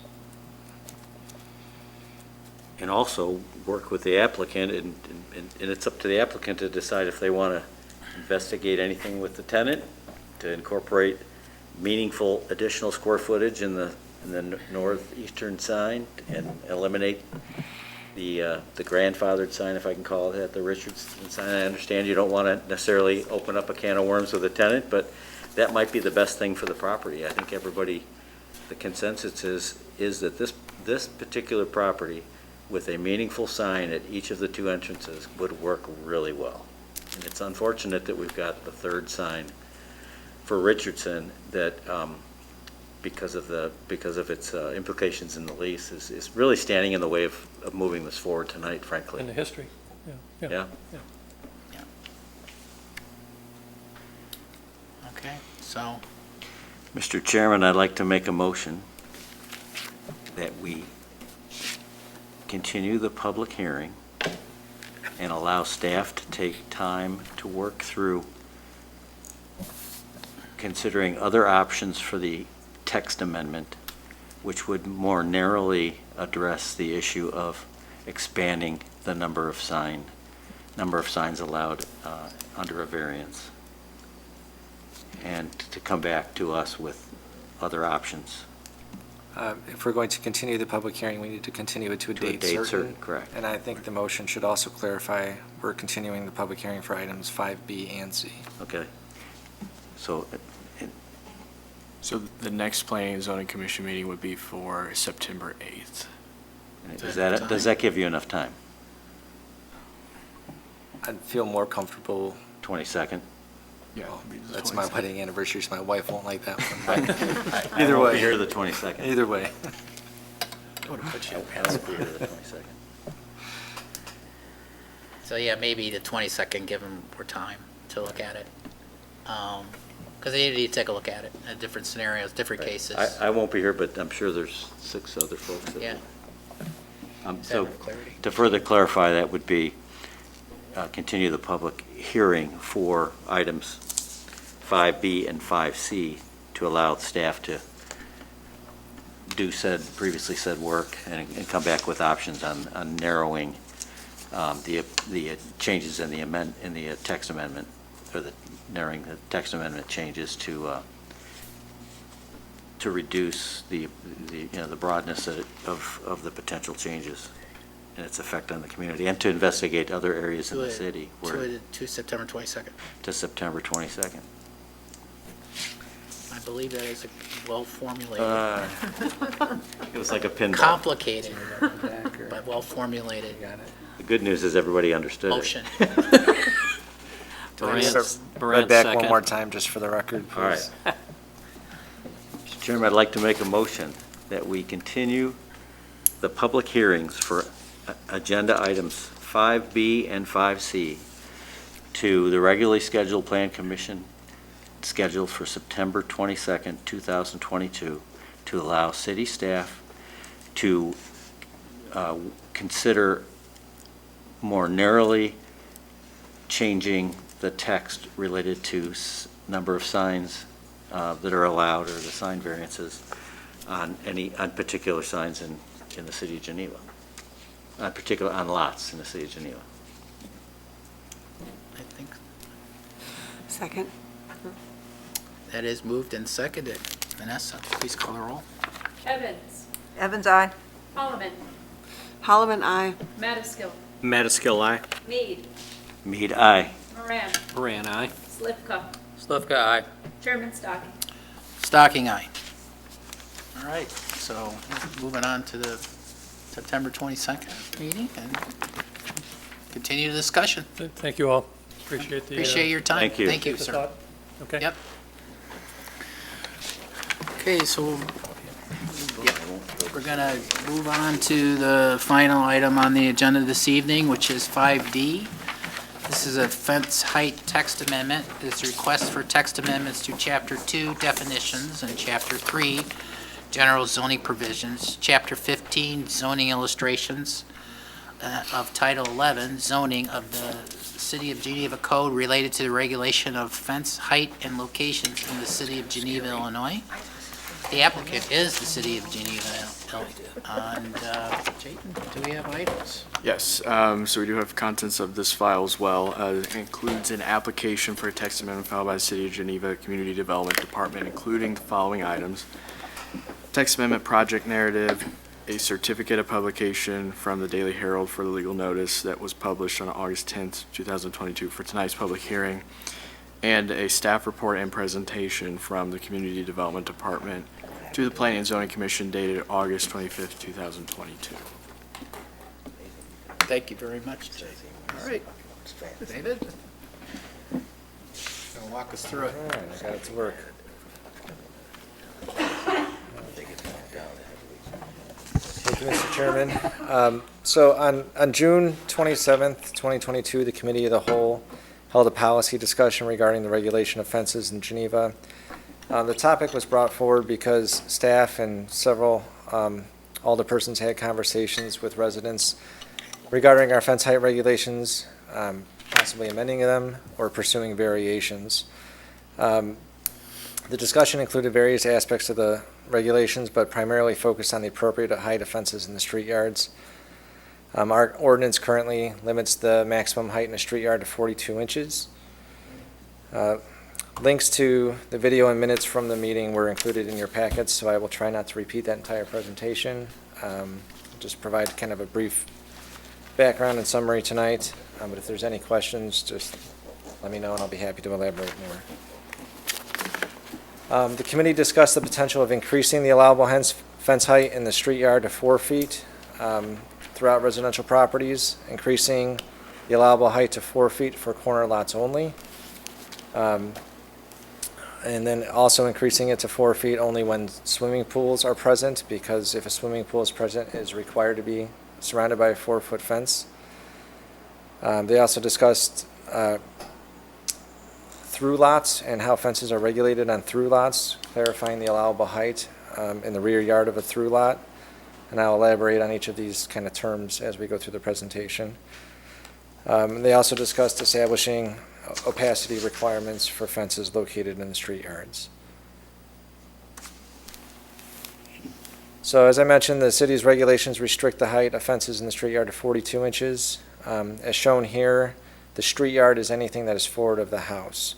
So on an interior lot, I can't get this mouse working. Okay. There we go. Oh. Where'd you go? It disappeared. There we go. So on an interior lot, the shaded area here is the street yard. The dotted line is the required setback. And then on a corner lot, you have a street yard that wraps the corner, so you have really 2 street yards. So in these areas, the fence is restricted to 42 inches. In your side and rear yards, you're allowed to go up to 6 feet on residential properties. And then as noted here, the swimming pool and spa code requires a fence height of at least 4 feet tall surrounding a swimming pool, and that can create a problem on corner lots. This slide kind of helps illustrate that conflict. The blue line and the green line give you the border of the rear yard. In this area, the fences are allowed to be 6 feet. And then the red line is in the corner street yard, or the street yard, so it's required to go down to 42 inches. Any fence, if you were to comply with the swimming pool and spa code without seeking relief from the Planning and Zoning Commission and City Council, you would have to put that 4-foot tall fence along that green line, and that really reduces the usable area of your rear yard. Can we ask questions as you're going, or do you prefer I'll pause and I'll pause throughout. All right. So if you All right. give me just a moment here. So, yeah, I think I'm almost there, John, actually. Okay. So this is an issue that I think we routinely run into. If a resident doesn't want to reduce that usable area of the rear yard to comply with the swimming pool and spa code, they've got to seek the variation from the Planning and Zoning Commission. We've seen a few of those throughout the years. The pictures on the right show a fence on a corner lot that was granted a variation to comply with that code. It was one of the issues that really prompted the policy discussion with the committee of the whole. And we were asked how many variations have been granted to kind of address that issue. We went through our records and we found that there were 4 variations granted for that reason. But I can attest that we've had many more conversations regarding variations with the homeowners kind of begrudgingly just complying with the code to save the time and money of the variation process. So I think now would probably be a good time to pause and ask if there's any questions kind of around what this conflict is. So if you go back to your slide that had the blue, green, and red, there we go. I think the first thing you said was the blue and green square could be up to 6 feet, but really the green, could the green be 6 feet as well? Yes. It could be. It's a Okay. minimum requirement of 4 feet Minimum surrounding the 4, pool, so they but it could can go comply. up to 6. The issue is if you have a pool and you want to comply with the 4 feet, you've got to put your fence on the green. But folks want to have usable yards, so they want to put it out at the red, and they want that to be 4 feet versus 42, so a 6-inch variance from the current code. Right. David, what about on the red line, this little section that's along the rear there, why could that not go up to 6 feet unless it's Yeah, that back portion, Yeah. why couldn't the whole back portion be 6 feet? Because that's also in the street yard. It's forward of the house, There's along another the house street there that's lot facing. line. Don't want that fence to be 6 feet if somebody's looking out their front window. I don't see another house. No, but there could, there, I have some more illustrations as we go through as it relates to other properties. I think it might you help. didn't finish the drawing. Yes. David, can I ask, so when they put in a pool, they obviously have to get a permit. Right. Don't they confront this question then? The timing of it has me a little stumped here. Yes, and in many cases, they don't want to reduce the size of their yard. Then they're confronted with this dilemma now, but the pool's already been ordered. In some cases, we've had situations where there's an existing fence that doesn't meet the requirements surrounding a pool. They then put in the pool and need to change the fence, and now they're forced with the dilemma of reducing the yard that they've always had to comply with that 48-inch requirement. So in the pool situation, ordinarily you'd get a permit for the pool and you'd put up a fence that doesn't exceed,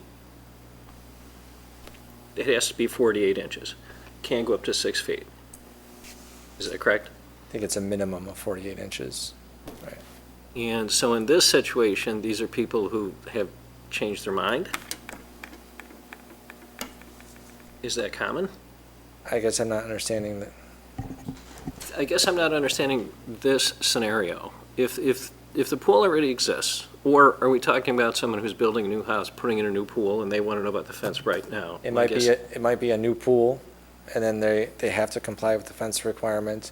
And as they're approaching the city saying, I need a 48-inch fence, their desire is to take it out to the street lot line to preserve as much usable space in the backyard as possible. But we have this conflict with the swimming pool in spot code that once you're forward of the house, it has to drop down to 42 inches. Okay, thank you. So, and also, if they have their backyard, the blue and the red, and no pool, then they come and put a pool in to comply, they need a 48-inch, so they have to move back to the house They line, have and to- they lose yard usage. Right. Or they have a second fenced-in area, if, to keep the dog out of the pool or something. So- Right. So as I go through the presentation, I'm going to kind of highlight the issues that we talked about with the committee of the whole, and then I'll go through their direction and the proposed text amendments. Ask questions along the way, of course. Are we okay on that issue? Okay. The other issue that prompted the discussion with the committee of the whole was how fences are regulated in the rear yard of a through lot. A through lot, as shown here, is a lot that has frontage on two streets. So you can see the through lot here has got frontage on two public streets. So if you think about the properties that are maybe along Cambridge that back up to Randall Road, or if you're on the east side that back up to Kirk Road, we also have some west of Randall through lots that back up to Caneville. So we do have quite a few in town. And the issue here is that the zoning ordinance is not really clear if the rear yard is also considered a street yard because it fronts on a street.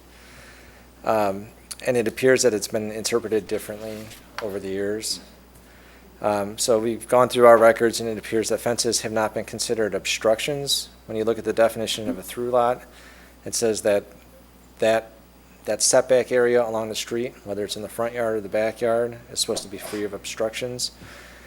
Fences have been allowed and have not been considered an obstruction, but it does appear that they have sometimes been held to that 42-inch maximum, even if it's in the rear yard of a through lot backing up to Kirk Road or Randall Road or Caneville. But again, it's been inconsistent, and I think it's because there's not a lot of clarity in the zoning ordinance. When we go through sorry, John, go ahead. So, and I'm not that familiar with specific through lots, but if somebody's got a through lot, Is there an implied building setback? So if they came in from the rear of the yard a certain amount, they could go up to 6 feet or go up to 4 feet Right, for their yes. pool? That's the way it's been So they treated. just have to shorten their So rear if that's- yard, so to speak. Right, if the street setback's 20 feet, for that first 20 feet, the fence can be 42 inches, and after that, it's been allowed to go up to 6 feet. Okay. And if they wanted to comply for pool, they have to just fence off at that set where they could do a 4-footer. Exactly. Okay. And then they're losing the rear 20 They'll feet of have their yard outside their fence or in a second fenced area. Right. Okay. So as we go through the variations that we found that are related to fences, we found that 16 out of the 27 have been granted on through lots to allow fence height of 6 feet or greater in the rear yard of a through lot. So you'll see along Randall, we've got fences that are higher than 6 feet. So- Right, yeah. Oh, yeah. Right. So it's definitely been an issue in the past, and we've granted several variations to address it. So prior to the policy discussion this past June, back in 2014, the Committee of the Whole had a policy discussion kind of on similar issues and fence regulations. We didn't make any changes at that time. We decided to kind of rely on the variation process. But we reviewed the same communities this time around that we reviewed back then. And there have been some changes. And many of the communities appear to address some of the issues that we're facing. St. Charles increased from 42 inches to 48 inches in both the front and corner street yards. Batavia increased from 36 inches to 48 inches in the corner street yard. Naperville allows up to 48 inches in the street yard, provided that at least 30% of the fence is open. That kind of led to some of the opacity discussion we had with the Committee of the Whole. Naperville also allows fences up to 6 feet tall in the corner street yard, provided that that yard aligns with another rear yard. And West Chicago also now allows up to 6 feet in a corner street yard. And then Glen Ellen and Lombard also clarified their regulations to kind of address that through lot situation. So after a lot of discussion, the committee directed staff to draft amendments to forward to the Planning and Zoning Commission for tonight's hearing. The direction we were given was to create a distinction between a front street yard and a corner street yard, to allow a fence height of 4 feet in a corner street yard, provided that that yard does not abut the front yard of a neighboring property, to allow a fence height of 6 feet in the rear yard of a through lot, provided again that it does not abut the front yard of a neighboring property, and then to establish opacity requirements for fences located in the street yard.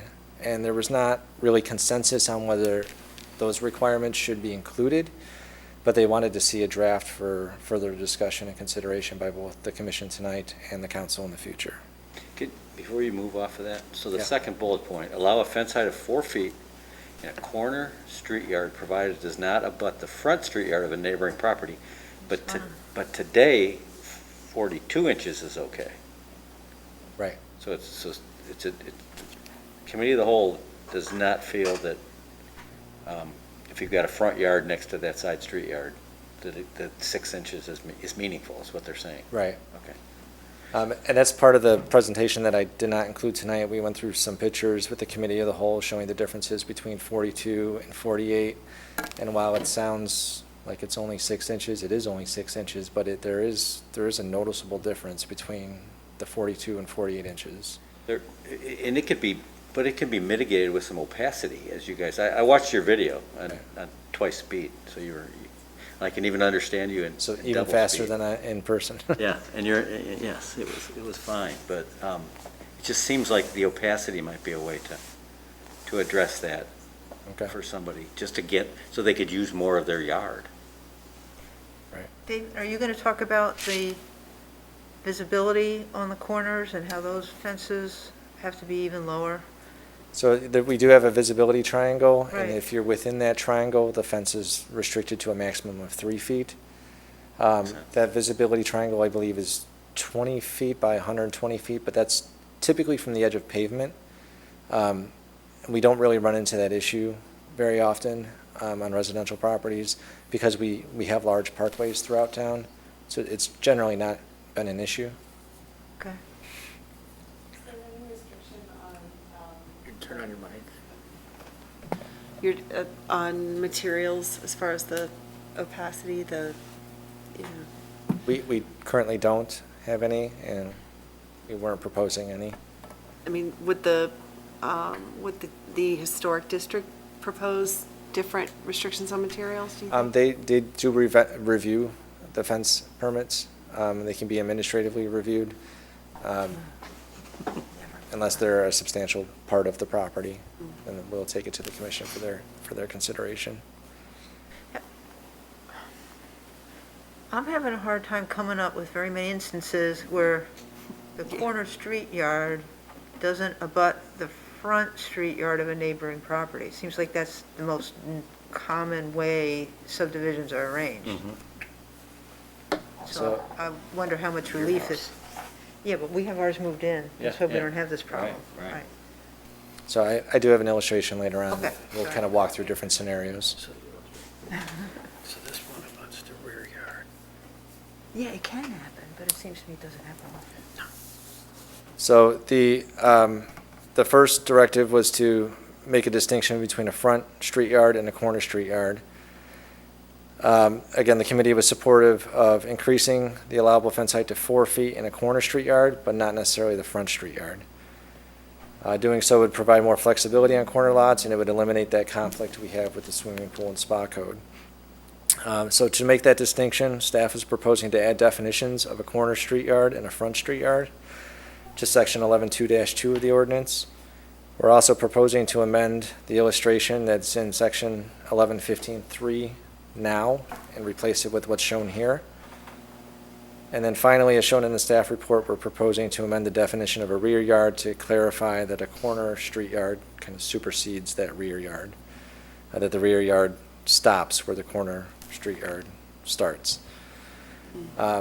So as illustrated here, the front street yard, where's my mouse?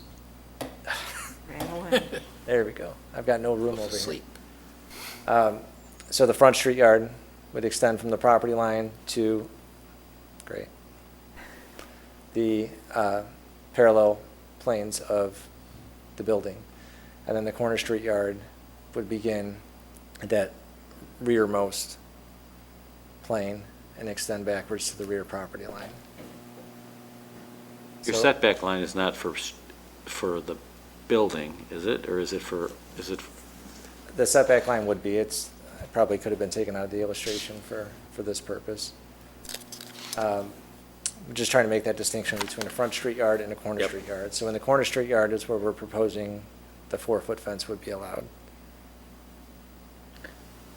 would be allowed even if it abuts the front yard of an adjacent property? No. No. No, so that's the problem. That's the problem. Yeah, It's so- not going to give much relief. Well, Or it's not going to be applicable almost anywhere. Right. I think it may. Let's, Well, let's All right. finish your story. Give David. the Big surprise at the end, the big surprise at gentleman the a end. chance. I'm sure he's thought about this. We're a tough audience. so that was one of the concerns raised by several aldermen, is that, when you go out your front door, there's an expectation that, like, your In front front. yard view is consistent up and down the street, You so. can see the street. Right. So that, like, where you have that front yard to a corner street yard or rear yard relationship, they wanted to make sure that the fence heights were the same. So the recommendation to allow fences in a corner street yard to have a maximum of 4 feet necessitates amendments to 11.3.5C, as shown here.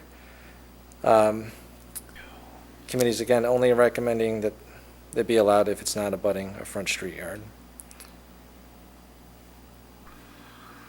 I don't know if I should skip this and come back. Let me go through this, and then we'll get to, I think, the illustration that everyone's waiting for.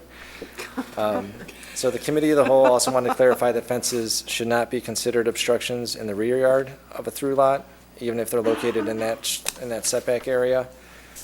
They recommended the maximum height be 6 feet, same that's allowed in rear yards otherwise. Again, provided that that rear yard does not abut the front yard of another property. So we proposed to revise the definition of a through lot in section 11.2-2, as shown here. We've also proposed to add subsections 10 and 11 to 11.3-5B. We'll take a closer look at the open fence language in a little bit. So, here we go. So we're proposing to add this illustration to section 1115-20. Would be a new section that kind of clarifies when fences in corner street yards or rear yards would be restricted to that 42 inches.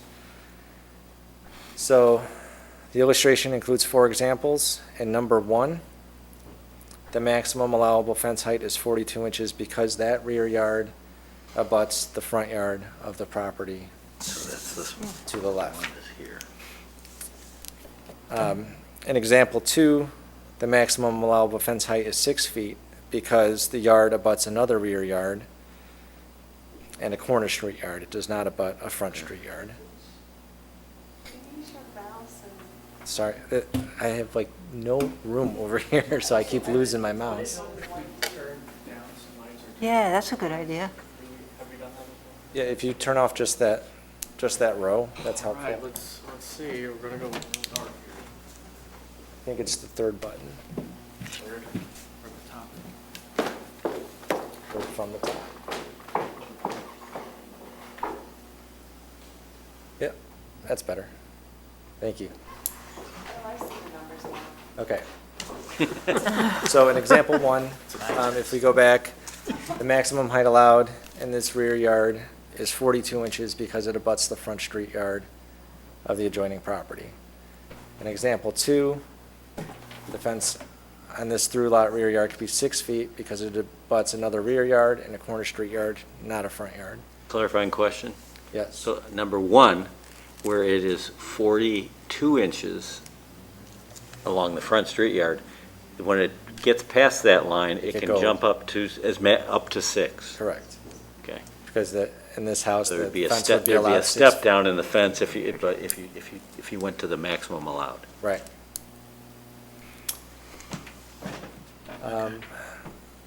So in example 3, the maximum fence height is 4 feet in this corner street yard because it abuts a rear yard and not a front yard.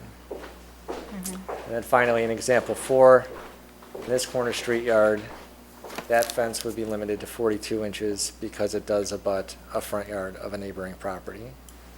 So in some situations, you will have a corner street yard that abuts a front yard. In others, you might have a corner street yard that has a relationship to a rear yard. Or if the lot was divided, equally on both sides of the block, it would be a rear yard to rear yard relationship. So can I push on that a little bit? So number 4, which is the bottom right picture. Yes. If somebody wanted to put a pool in that yard, to comply and get 4 feet, they'd have to put their fence along that vertical line that's adjacent, that's even with the line of the house. Correct. If they wanted a bigger yard, they couldn't do a pool, or they have to seek a variance, but they're limited to 42 anywhere in that shaded area. Right. Okay. David, I lived in a house in that kind of lot, And which and kind? you definitely want that requirement that it's 42 feet. And like 42. example 4? Yeah, example 4, so I was in that exact situation. You lived in, I lived in a house, I was in that corner house. And why was it important to have why it be is it, 42 what's this, instead why of is it important 48? versus Because I 48? could see the person behind me. Like, if I had this huge fence coming through there, basically coming all the way out to the sidewalk, Is the difference in that? it would be bad for that guy. No doubt about it. What about on the street side, though? Did you care there? I mean, I'm just saying, in terms of my neighbor, for me, I wouldn't have any problem with it, obviously, but for my neighbor, I mean, that would be a bad thing. Would 30% opacity mitigate that for the neighbor? You could see through, it's not a mass, but there's. No, it's his front yard, basically, so you're bringing a fence across there. It's not. I keep it's not a feeling like good you're talking situation. about the rear lot line. and not the street Yeah, side. because anything in that corner street yard and that number 4, that's the area I'm concerned about. I just Because don't get it. they had a fence that was 6 feet coming to the sidewalk? Well, no, but if they did, that would be Yeah, that would- 6 would be too high, but 4 too feet high. might not be. But 42, I would be fine with. But that doesn't allow them to have the pool. But it doesn't allow you to have a pool. So, So in those situations, you could apply for the variation. Maybe your neighbor doesn't care, your existing neighbor. so just to clarify. Yeah, it's more than just in this pools. section, Having, 6 foot, it- No go. 4 feet. no. having a dog that could easily No jump go. before, actually even a 4-foot fence is not enough. Because again, I would just, 42 inches would be useless for dogs also. Most of them could jump that. I have a neighbor who has that exact It's just- situation and had to put in the 42-foot fence and 42 feet. 42 inches. inches. And, yeah, he complains about it all the time, and his dog is practically over the fence all the time, so Yeah. I know he's not happy. So, I mean, again, I just know I lived in a house for 10 years, and that would be a bad thing to have fences in there. So, I see why so that's going to limit the relief. Because that's a lot of the situations you're going to get, I is think that configuration. Since we're talking about this specifically, did everybody get a chance to read the public comment we received? Yes, Yes. Okay. absolutely. Well, that's Well- really this situation, is that the proposed amendments would not address their concern because they have a corner street yard to a front yard relationship, so they would still be restricted to the 42 inches Unless they sought a variance. unless they sought a variation. Right. So I have one more slide to get through, and then I think we can kind of go through with the commission's thoughts and recommendations. The final component was the committee of the whole directed staff to include the opacity requirements. Again, there wasn't really consensus on whether or not we should or shouldn't, but they wanted to kind of see some draft language and consider it in more detail.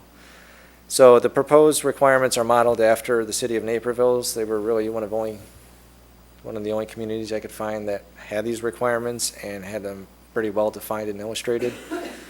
So we're proposing to add a definition of an open fence to section 11.2-2.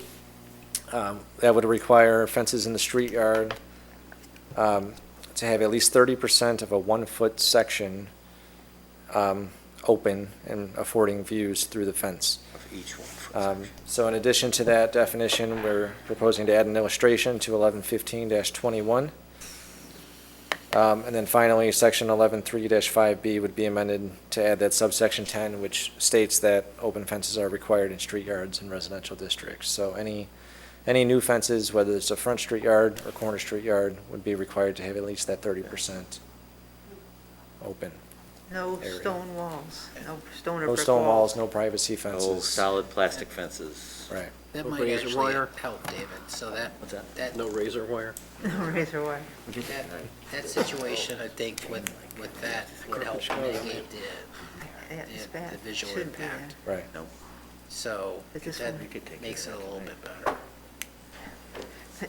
So This that, would not prevent that's that. the extent of the slides I prepared for tonight. I can pull up the committee of the whole slides if we need to go through any of those, but happy to answer questions or take comments and facilitate a recommendation to the council.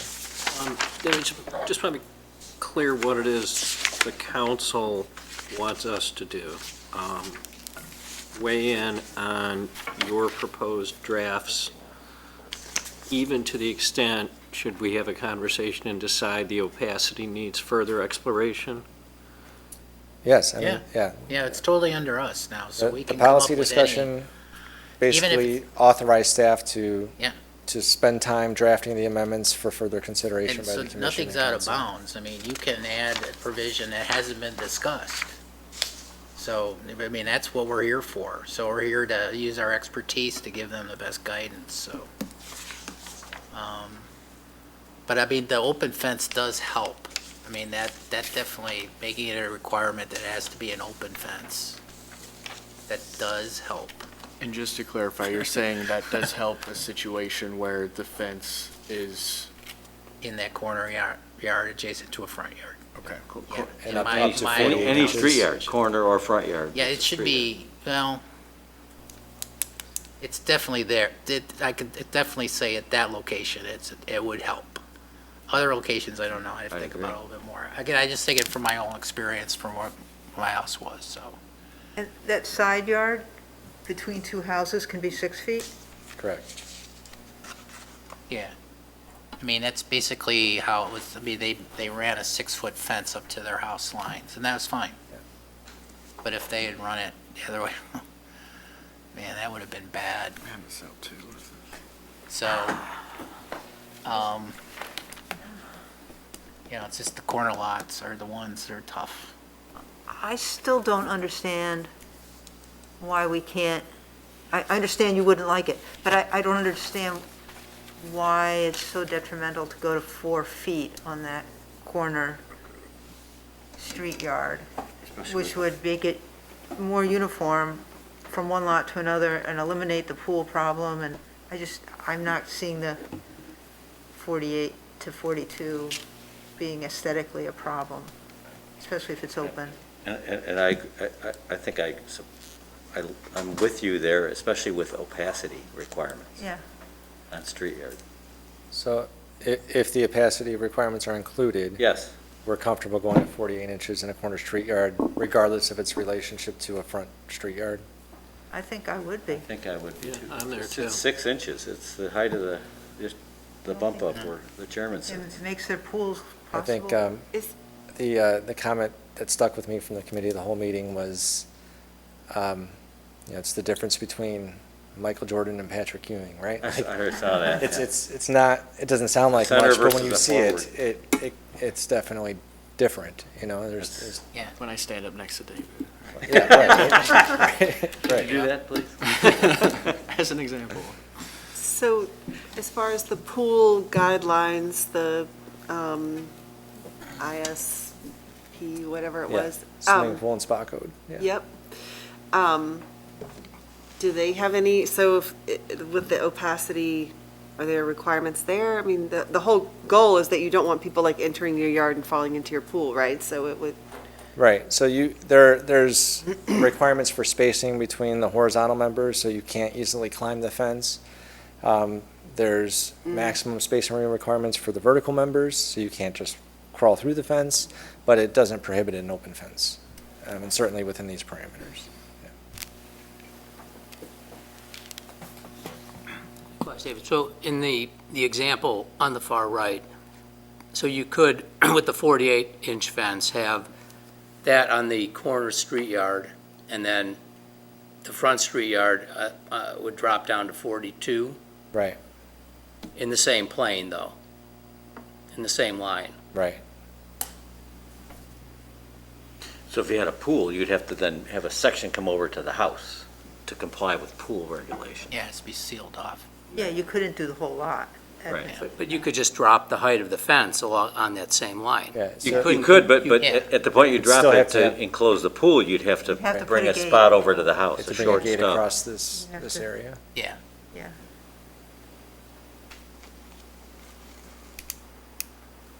Am I correct in assuming that the fence could be constructed out to the dotted line and not anywhere past that? The fence can go up to the property line. So I should have taken the dotted line. Even out. if there's so if there's a sidewalk there, it can go right up to the It has to be sidewalk? 1 foot off the sidewalk. Do you want to bring up the other illustration? Which other? Or the one that doesn't have the dotted line? I don't know that I have one without the dotted line. Oh, I thought you did. This one? No. Okay, there you go, okay. There's a dotted line. Maybe it's not on So there. your dotted line is just the building setback? Right. Okay. And that I kept that in the illustration because there's other parts of the code that refer back to that illustration for setbacks and yards. Okay. So,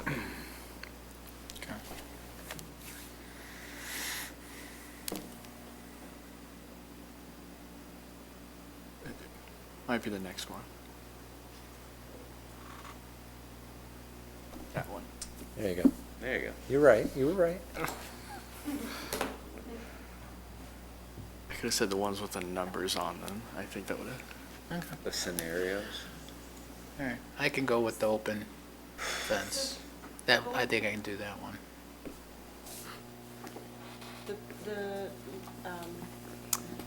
The person who wrote in, I don't have it right in front of me, so they were saying that they're in that situation, right there on the far right, Right. they're the top one. No, they're that one They're where they're number That one, 4. that's- So, that's Oh, they're what- number that's their 4. yeah, area. so they have a pool, Uh-huh, and they would like to take the fence to the street. Yep. To their far property line, at 48 inches. right. But under what's being proposed, it would be restricted to 42 inches. So they would Because have, they would have to it pull their butts up fence. to the front yard of the house. Yeah, they would have to pull their fence back to this point if they want it to be 4 feet or taller. So, just for yucks, they can do a 42-inch fence along the house line. If they wanted to go to 4 feet and get full use of their backyards, they'd have to seek a variance. About how much additional cost is it for a homeowner to seek a variance when, on top of the normal fence fees? $1,000? Approximately, I think the application fee is about And $450. all the mailings, the It's- public hearing? And then there's the It's about deposit. $650 for a residential Yeah. variation request. Oh, yeah, Okay, I'm 'cause that's sorry. meaningful. So it's $250 plus the deposit, right? It's about $650. So I have a question. If it's left at 42 inches and then they have to come for the variance because they want to do the pool or whatever reason they want the variance, if the general outcome is that the variance is granted, then why have that process if you're just going to grant the variance anyway? Associated expense. Right. Why make them jump through that hoop you're going to say okay, because that's what we always do? I'm not saying if that is what you always do. I don't know if that's what you always do. Well, I can only find 4 instances where a variation's been granted. I went through all of our recorded variations.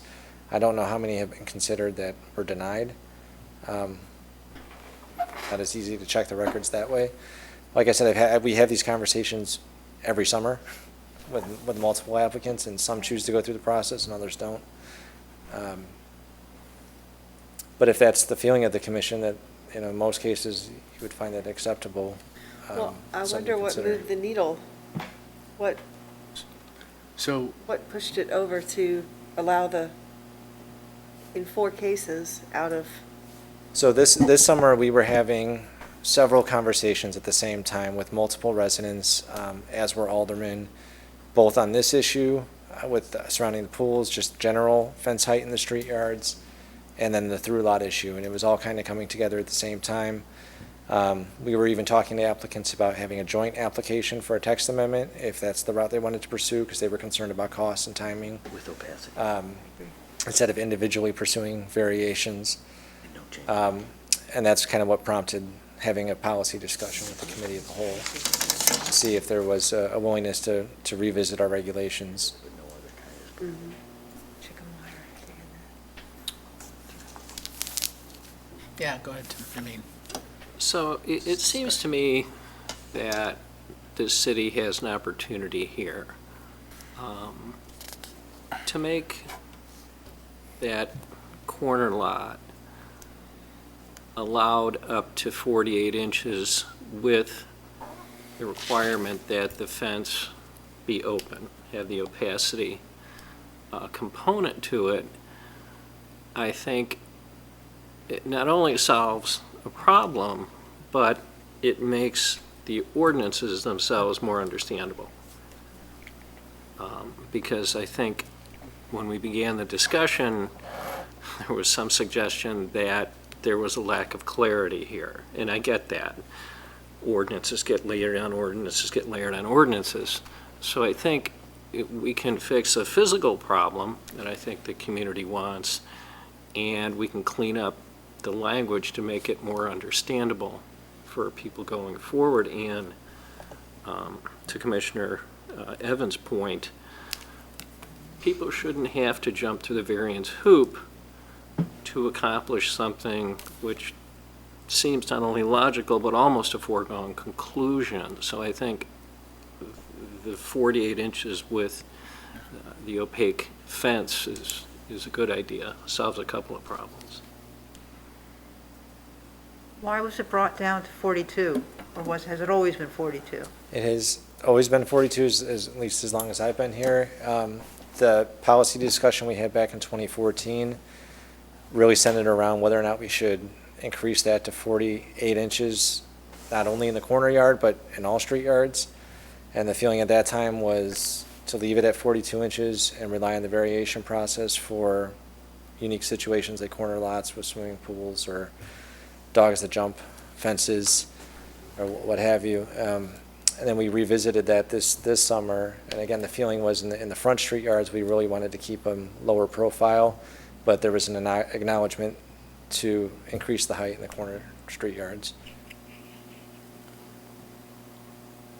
But there was still, again, that concern about having the 48 inches next to a 42-inch fence in the front I yard. see that that's awkward, but it doesn't seem like that should be the overriding thing. It still seems to me it makes more sense to go to 48. You had a slide up there, and I don't think we should do what other towns do because they do it, but you had a slide up there that listed 8 or 10 other towns that went through similar discussions probably and have recently changed to 48 inches in the street yards. And there's some got to be a cases reason higher. for that. Yeah. And so the only outlier on there, frankly, is North Aurora with 36 inches, so. Yeah, but they everybody still allow else the is 48 in the corner. And that's in the front, 36 inches in the front. Yeah, right, and 48 on the corner street yard, so they could, someone in their situation, even in North Aurora, could have a pool on their street, on their corner street yard. Yeah.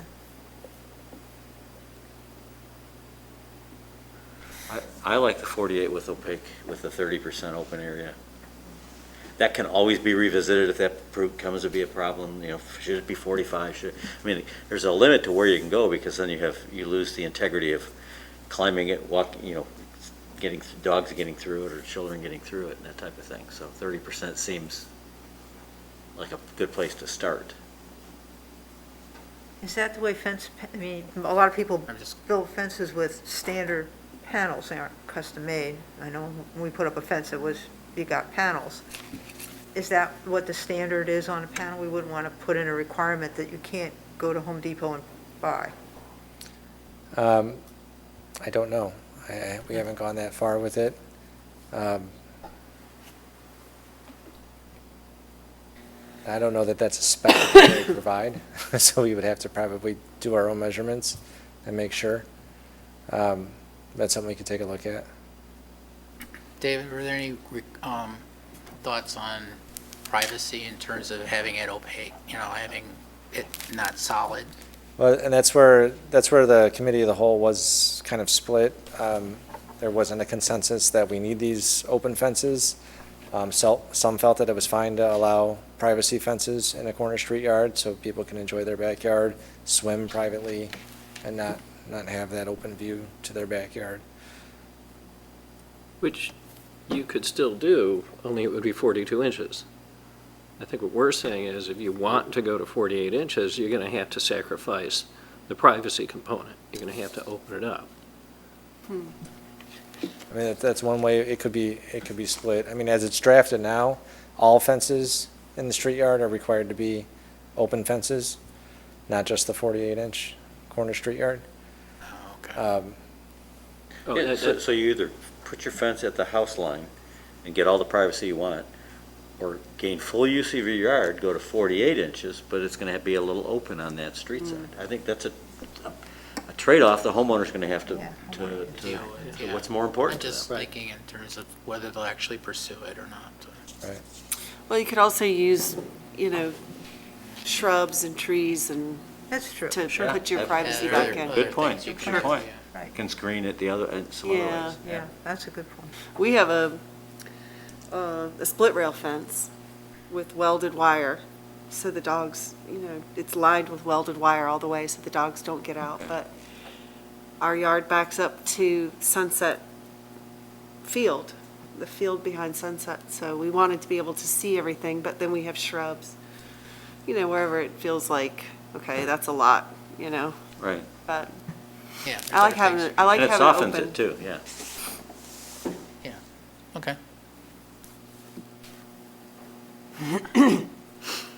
Yeah, go ahead, Michael. You don't need to.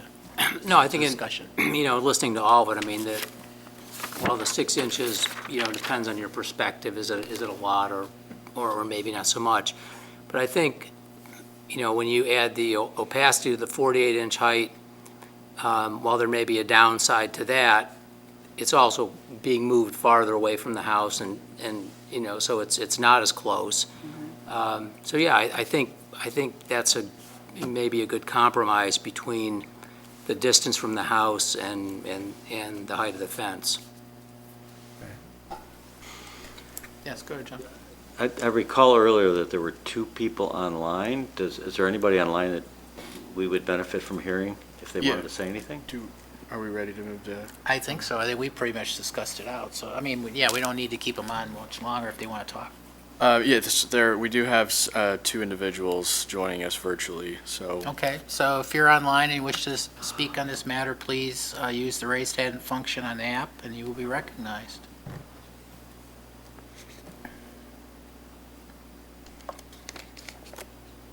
Okay. Maybe say it one more time. Okay, so once again, if you're online and watching this, if you wish to address the commission on this issue, please use the raised hand function on your application and you'll be recognized. Okay. Nobody online. There's no one in City Hall, so. Should we also talk about the material? It says, in the other ordinance says no razor wire, or barbed wire, or something like that, but what about Chain link. chain link or chicken wire, or, In a street yard. yeah, in a street yard? It's not included in the draft, but if that's something the commission wants to forward as part of the recommendation, we can. I know we do have restrictions against barbed wire, chicken wire. Right. I don't think we have anything that expressly prohibits like a chain link fence. We're very familiar with the situation. Pepper Valley In is, Pepper Valley, where there's a chain link in a side street yard, corner street yard. yep, there is. And it just does not go with the rest of the neighborhood or the street. So if it was a different material, it would be fine, I think. So are there certain materials you wouldn't want in a street yard? So, can I ask, mean, open that discussion, that's a good thing. Go ahead, Tim. is the concern the link nature of the fence, which is to say if instead of chain it were composite, or is the concern that it just looks like a chain link fence? It looks like, like it a looks chain like a link. chain link fence. Okay. And they tend to rust over time. Okay. So the galvanizing only lasts so long.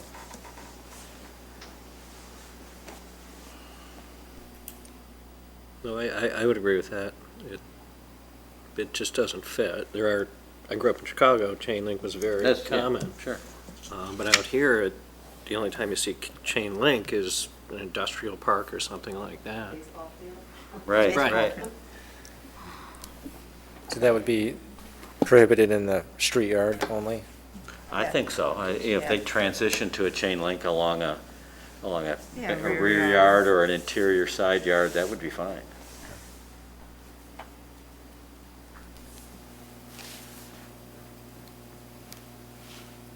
And if you're touching these ordinances, you might as well explore what needs to be changed.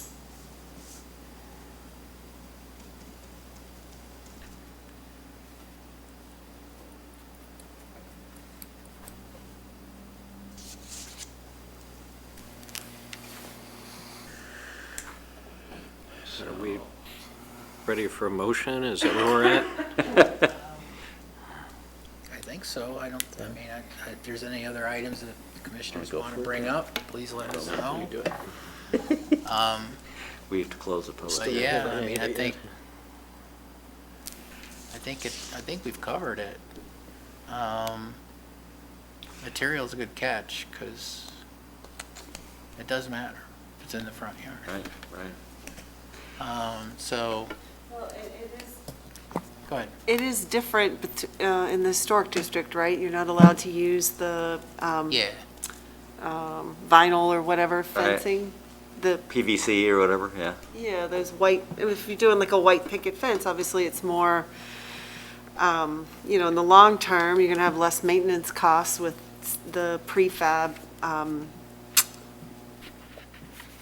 sheets of fencing, right? That you can, that are not, probably not wood, but they don't allow that, right, in the historic district? I don't think it's prohibited in the historic I district. thought it was, no? I don't think so. I would have to I've verify seen that. some fences that are like that. What's that? I've probably seen some prefab Well, I- fences in I the thought historic I- district. I thought I had a Can't neighbor recall one time who said that the historic district said that if it was a picket fence, it had to be a wooden picket fence. It couldn't be, Okay, maybe But through the I don't review, know. maybe through Maybe the that was a review long time ago. process, they made that change, but I don't think it's prohibited by code oh, okay. that way. Yeah, it's. Yeah, by okay. code, I don't know. 'Cause those, sometimes wooden fences don't look good for very long. They require maintenance, that's for Yeah. sure. Lots. And they get blown down.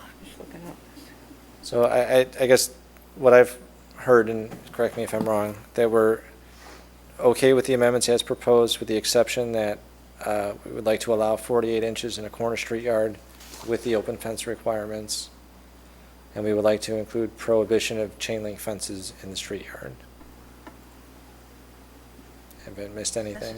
Yep, that's exactly what I just wrote, yep. I was just interrupt for a moment.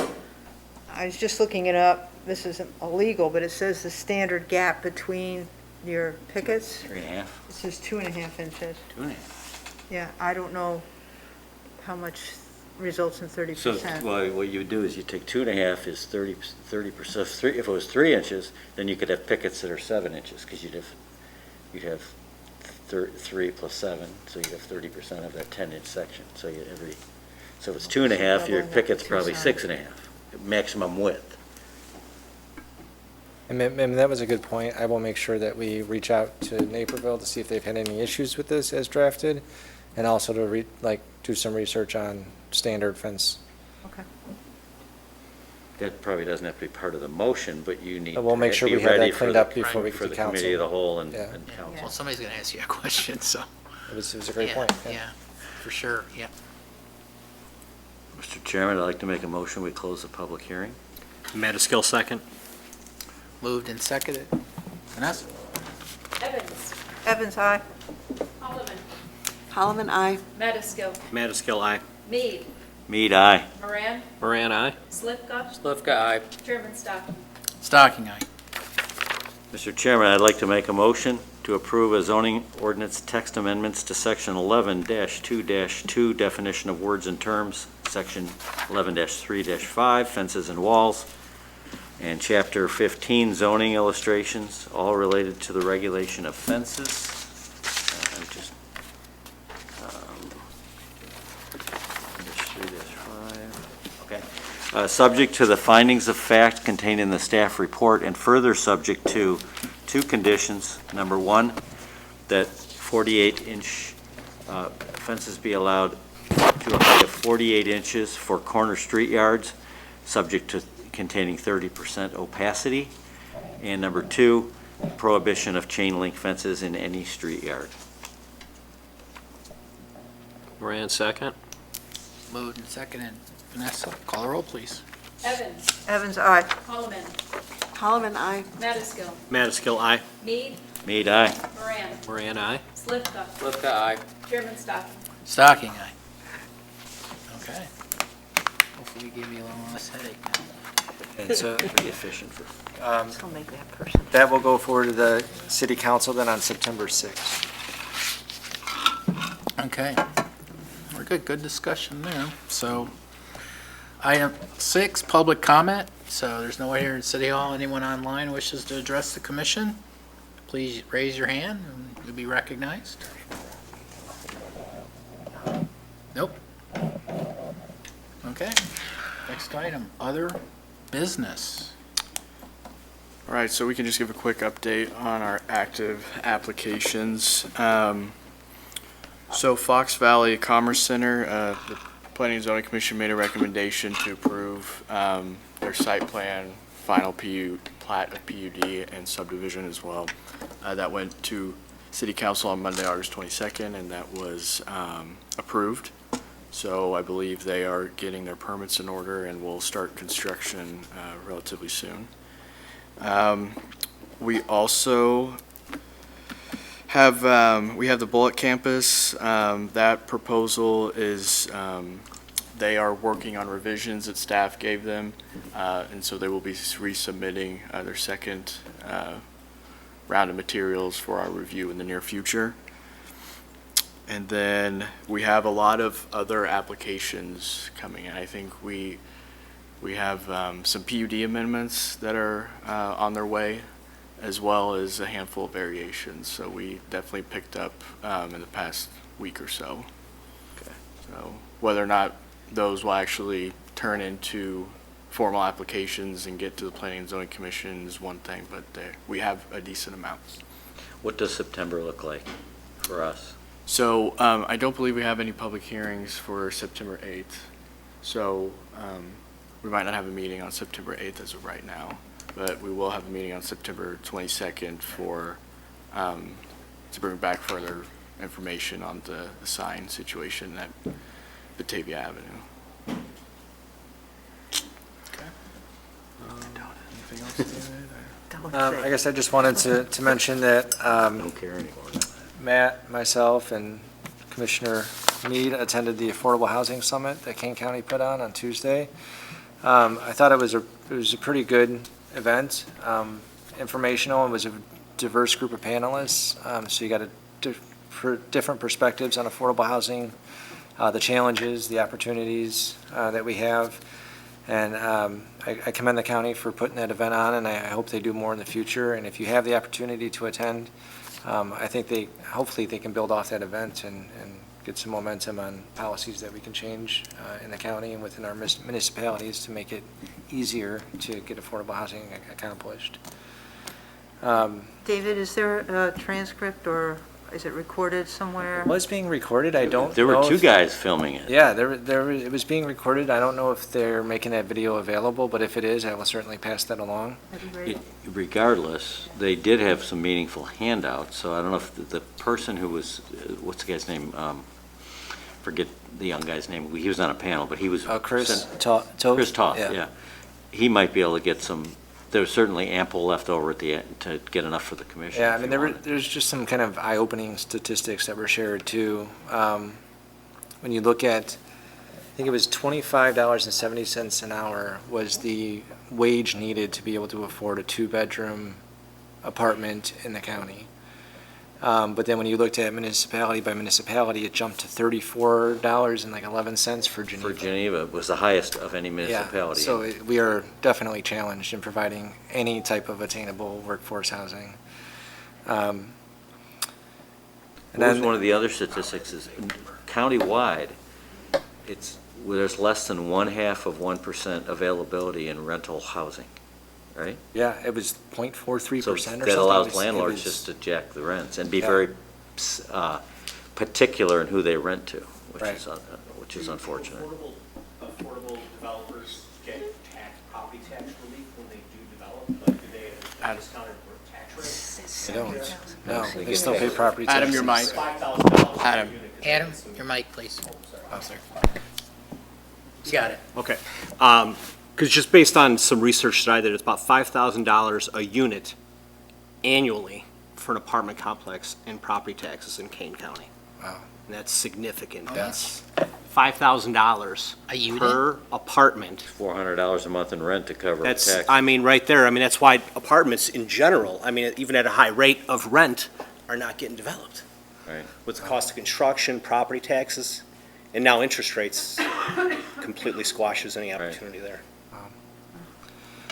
the other thing I wanted to mention, and I think I had sent an email, just a reminder, if you're at all interested in the Illinois APA conference, on September 29th, they have a full-day session for, I know that sounds like a lot, but it sounds like a really good session if you read the program for commissioners specifically.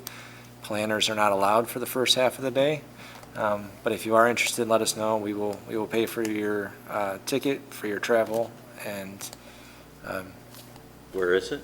it is at the York old City. post office downtown. That's right. See you there. Oh, cool, that'd be a great building to see. Right, What's the date on that again? September 29th. And they are offering tours of the post office too. So if you're interested in that, if there's spots available, we can sign you up for that as well. Right across the hall office, neighbor is running that conference.